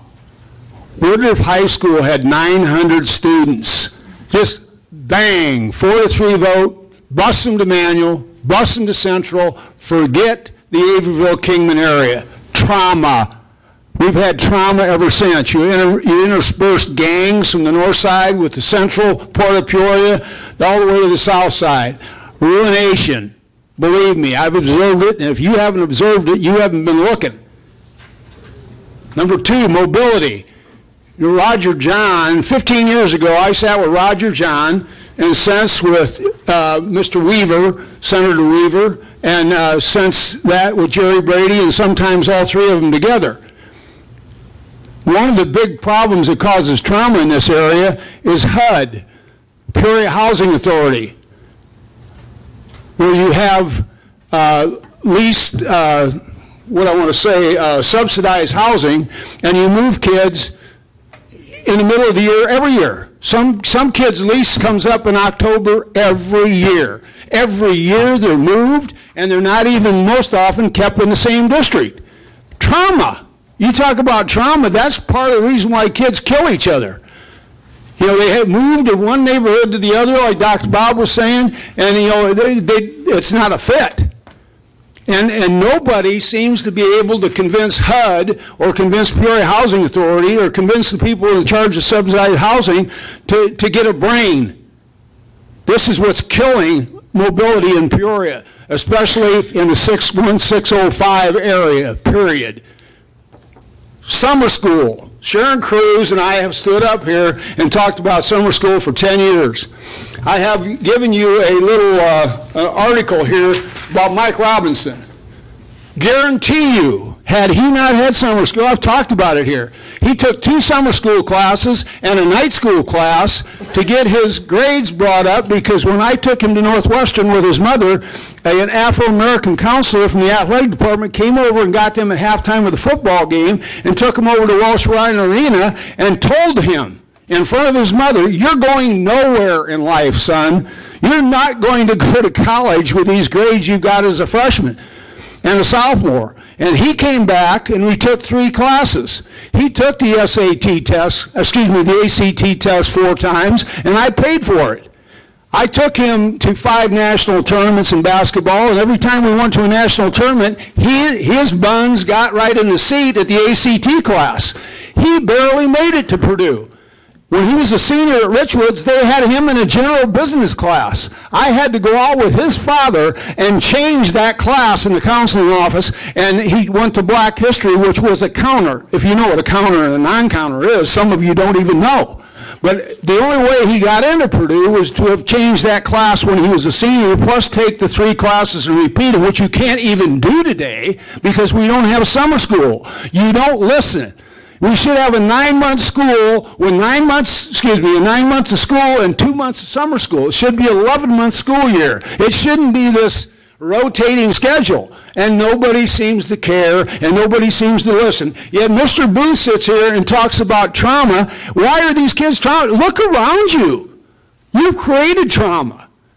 You know, and going back, read his deal here. It's amazing. The guy just won the 6A state championship in Virginia, you know, and had 12 years in the Argentina Pro League. He's the second leading scorer in all-time history in Argentina. He went to Purdue and scored 1,400 points. He's 1,000 points ahead of anybody in the city of Peoria ever in scoring in Peoria history.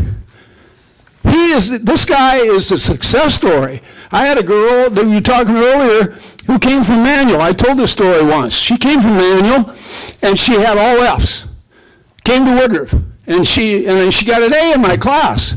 I'm not a hard teacher, but it's hard to get an A. She got A's. She sat right in the front row. Took her down with the principal and the counselor, and we met with her and a few others like her.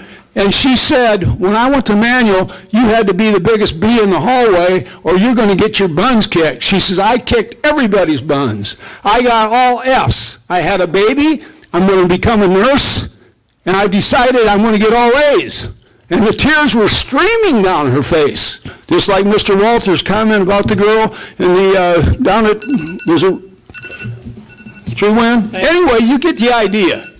But trauma is being caused by some of the decisions you make here. Mr. Sierra, Savannah Sierra. Yeah, going to bed. Miss Mary Beth Cunningham.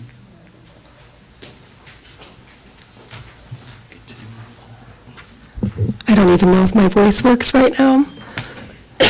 I'm Mary Beth Cunningham. I live on El Dorado Drive in Peoria.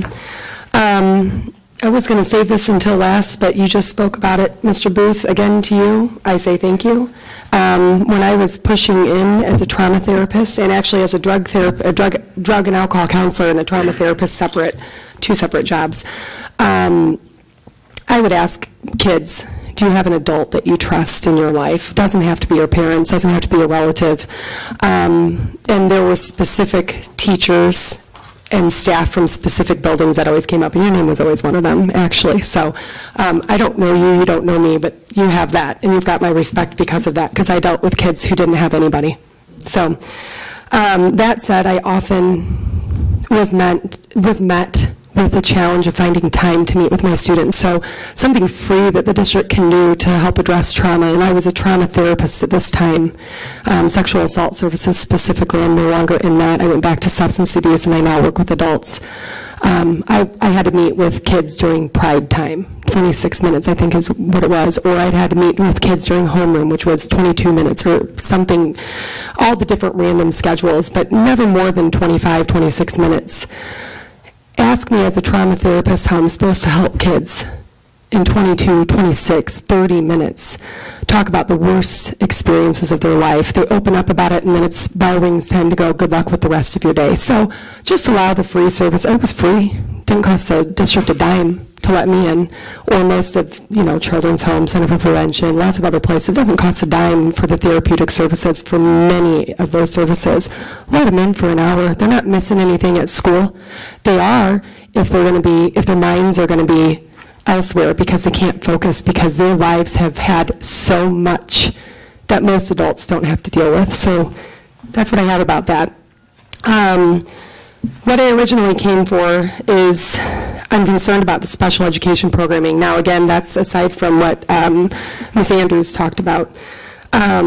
I would like to be able to see a report on the change of placement for specialists and a breakdown of that. So, for example, special education coordinators and interventionists. At some schools, what I found out is that interventionists are now going to split time between 3 schools.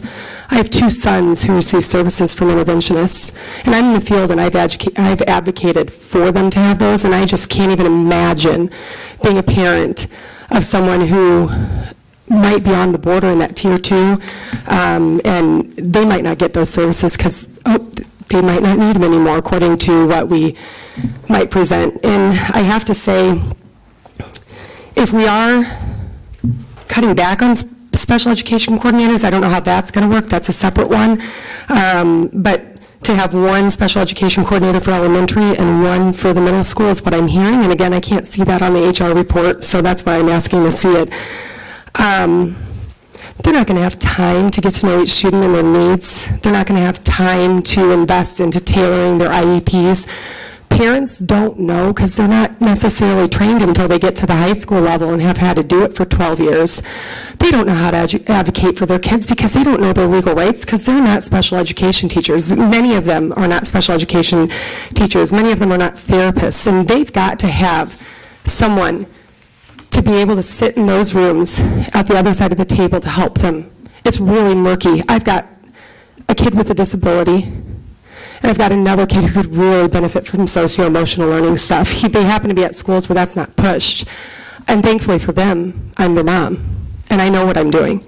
And thankfully for my nephew who has autism, I was able to go into his IEP meeting and say, where are the socio-emotional services that he qualifies for and he's entitled to? And he got them because I knew the rights. Lots of kids aren't going to get them if we don't have coordinators where they need to be, and they need to be at the elementary school level, because by the time the parents get to the high school level, they know what they're doing. They don't know it in kindergarten. Some of the parents don't know that there's anything going on with their kid in kindergarten, first, second, third grade. We have to give these kids what they deserve. We have to give the parents the tools necessary to give them what they deserve. We won't have a good graduation rate at all. We won't have any outcomes that you talked about. It's hard to quantify trauma outcomes. I've tried it. I've written lots of grants for it. It's horrible. I wish I could quantify it for you. I think Mr. Booth did a great job of it. But we won't have any of that. They'll drop out. It's hard to be a kid who just barely gets by, or a kid who is so smart that emotionally they can't handle it. It's hard to be that kid, and they slip through the cracks, and they need socio-emotional learning too. Thank you. Is there any response to audience presentation?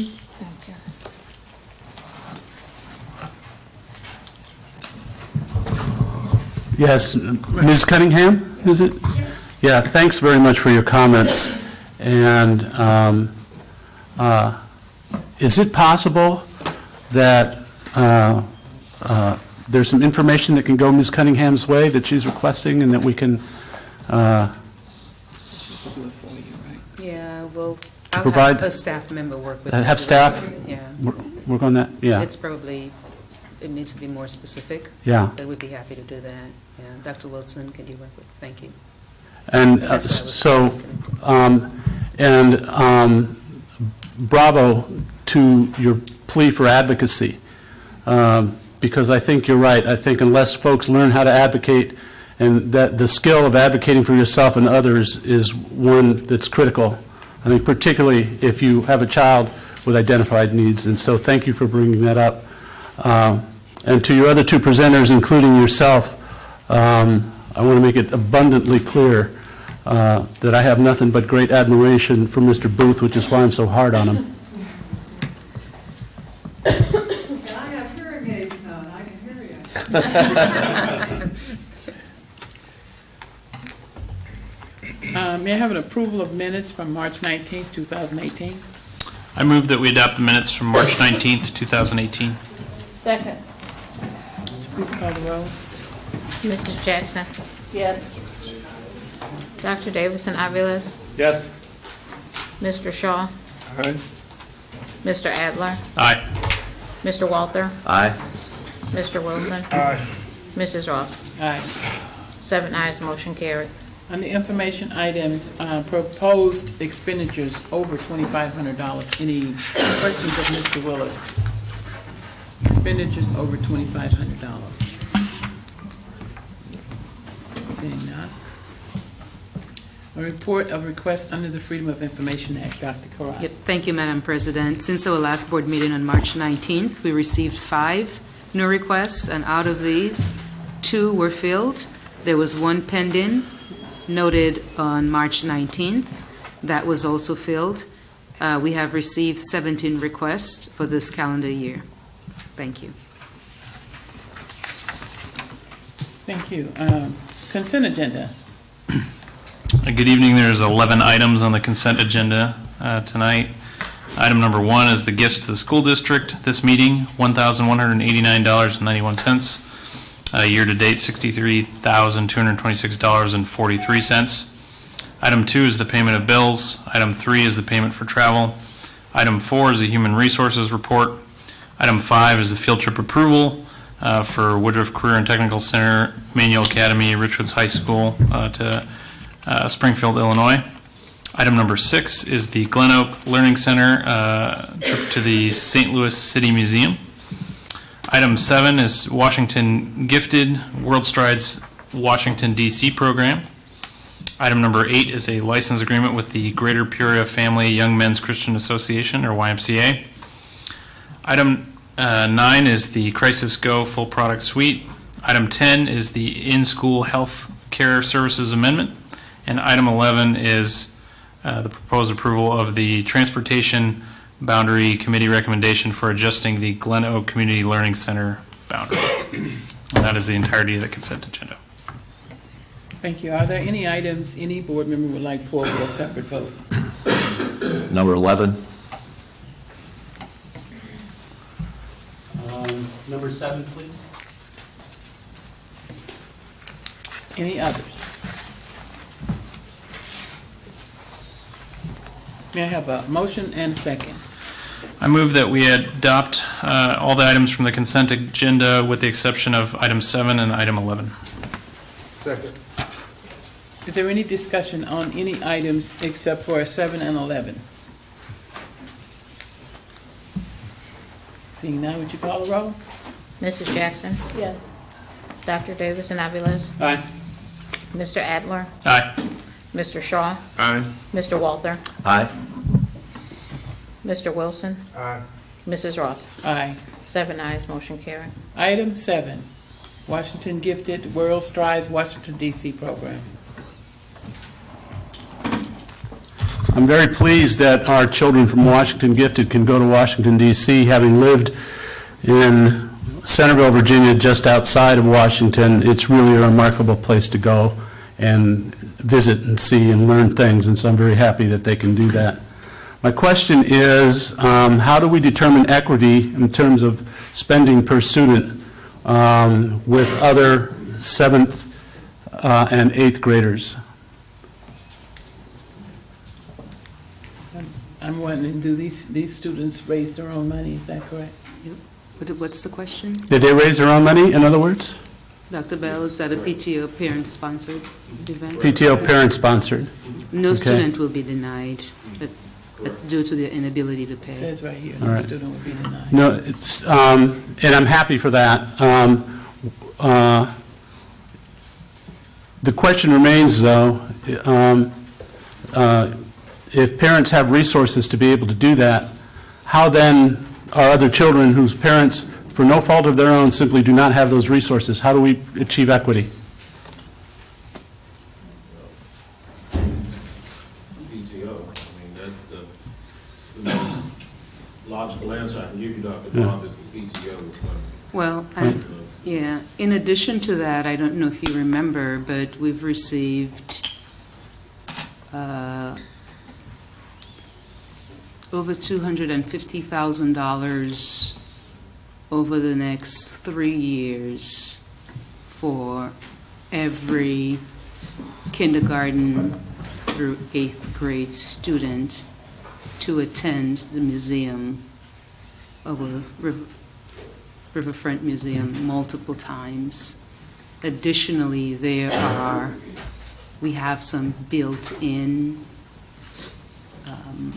opportunities by grade level for students that are funded through grant dollars.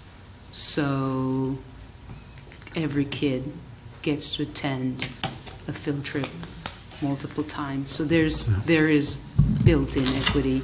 So those are, good question, those are above and beyond. But that was huge for us when, and they came and presented, Polly Barton and bless his heart, Glenn Barton. That was huge, and that's happening on almost a daily basis, and it's synchronized with the curriculum. So that's huge. My comments are simply, thank you, and my comments are simply intended to highlight the disparity between the haves and the have-nots in terms of income, in terms of resources, in terms of opportunities, and that's all it's intended to do. It's not, again, I want to make very clear that it's got nothing to do with the PTO, and it's got nothing to do with the parents, and it's got to do with the fact that we have a school district, and there are some folks who have resources, some folks who do not, and how do we manage that inequity so that all of our students get the best that we can give them. That's all I'm trying to highlight here. If I could just say that Roosevelt, for instance, took a large number of students to Howard University in Washington, D.C., and that was basically the PTO and the parents doing fundraisers, car washes. If the school wants to do something in that area, I think they have to drive it, the teachers in that, because they had a wonderful time. Thank you for that information, and thank you for that information, and I look forward to hearing more success stories of people who have felt empowered and people who have gotten support that they've needed in order to be able themselves to believe that they can carry that out, because that's such an important part of what we do. So those trips are, I'm sorry, above and beyond, but we have it's built into the curriculum also, Dr. Bob, so great question. Ms. Jackson? Just a question about that kind of distribution. I know most companies, when people go, they give per diems based on the federal government's per diem and that kind of thing. How do we give kids per diem for food? I know the travel is there, payment if they have to pay to go in the museum, but how do we do it when kids are in places, and do they distribute the money? The teacher does it, or when they go to eat, or do they all go to the same places? Because sometimes there's a difference in how the amount of money kids get for eating versus other kids that have the money that don't have to worry about doing that. How do we? What's the process for giving them per diem? Everything was set up beforehand, where everybody went to eat. It was all paid for, all part of the package. And if a kid wanted to bring, extra money or change or just, for toys or for any little thing they wanted to get, souvenirs or whatever, they could get it. But everything was paid for up front, your meals, your hotel, and so everybody goes to the same place, and you can order whatever you want to on the menu. Or not? No. Well, I guess I'm just asking our processes, that's all. Yeah, usually I think that's how it's done. That's how we did it when we did Roosevelt. So the teacher's in charge of holding on to the money and they pay for it, and okay. I think they pay ahead of time, just like the buses. Well, it's hard to pay ahead of time for food. It's easy to pay for cars and buses and stuff like that. It's the food I was talking about.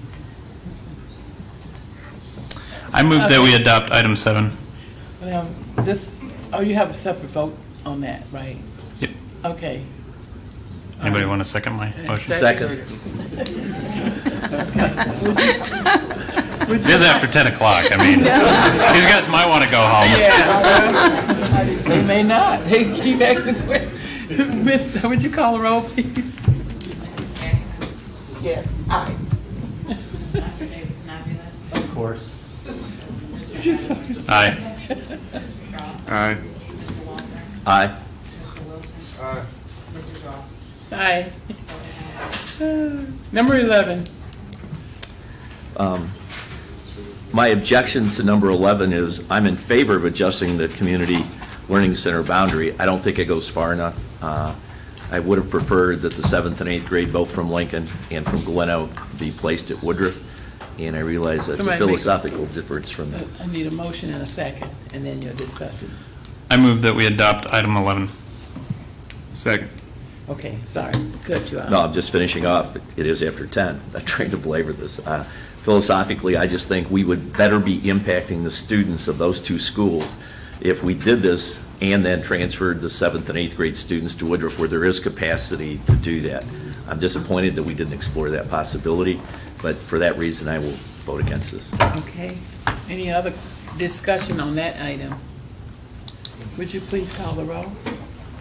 Mrs. Jackson? Aye. Dr. Davidson Aguilas? No. Mr. Shaw? Aye. Mr. Adler? Aye. Mr. Walter? No. Mr. Wilson? Aye. Mrs. Ross? Aye. 5 ayes, 2 nays, motion carried. Okay, deliberation agenda, the suspension review. Who's doing, is that you? Okay. Mr. Wilson. Suspension review, proposed action, that the suspension review listed on the report dated April 9th, 2018 be approved as amended. Second. Mrs. Jackson? Aye. Dr. Davidson Aguilas? Aye. Mr. Shaw? Aye. Mr. Adler? Aye. Mr. Walter? Aye. Mr. Wilson? Aye. Mrs. Ross? Aye. 7 ayes, motion carried. Expulsion, proposed action that the expulsion listed on the report dated April 9th, 2018 be approved as amended. Second. Mrs. Jackson? Aye. Dr. Davidson Aguilas? Aye. Mr. Adler? Aye. Mr. Shaw? Aye. Mr. Walter? Aye. Mr. Wilson? Aye. Mrs. Ross? Aye. 7 ayes, motion carried. Expulsion with the expulsion to be held in abeyance. Proposed action that expulsion with the expulsion held in abeyance listed on the report dated April 9th, 2018 be approved as presented. Second. Mrs. Jackson? Aye. Dr. Davidson Aguilas? Aye. Mr. Adler? Aye. Mr. Shaw? Aye. Mr. Walter? Aye. Mr. Wilson? Aye. Mrs. Ross? Aye. 7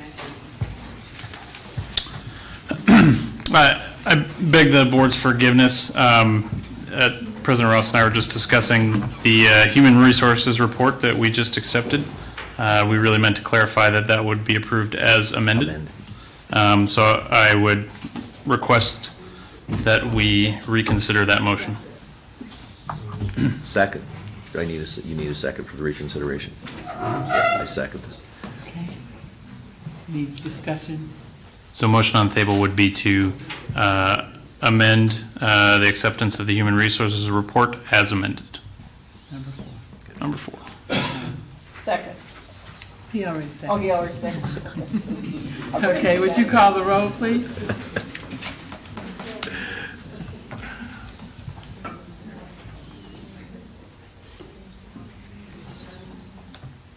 Mr. Walter, you the second? Yes, ma'am. Thank you. Mrs. Jackson was the third. Mrs. Jackson? It must be getting late. No, call the roll. Okay. Mrs. Jackson? Aye. Okay. Dr. Davidson Aguilas? Aye. Mr. Shaw? Aye. Mr. Adler? Aye. Mr. Walter? Aye. Mr. Wilson? Aye. Mrs. Ross? Aye. Okay. Thank you. Where are we? Presentations. Presentations by board members. Suggestions in presentations by board members. Just one brief comment. Uh-huh. The members of the administration, a couple board members, we have met with some legislators. We're still pursuing getting an amendment or getting some legislation through in support of our SRO officers. So just wanted to know we're still pursuing that. Really appreciate the administration's support for that. I think we're making some progress. So. Further comments or suggestions by board members? Report of board committees. Mr. Shaw. Next meeting of the policy committee will be Wednesday, April 18th at 9:30 a.m. You have something else, Mr. The Walker? building committee is Okay. going to meet April 19th at 3:30. Any other? Any other? Okay. I move that we adjourn. Second.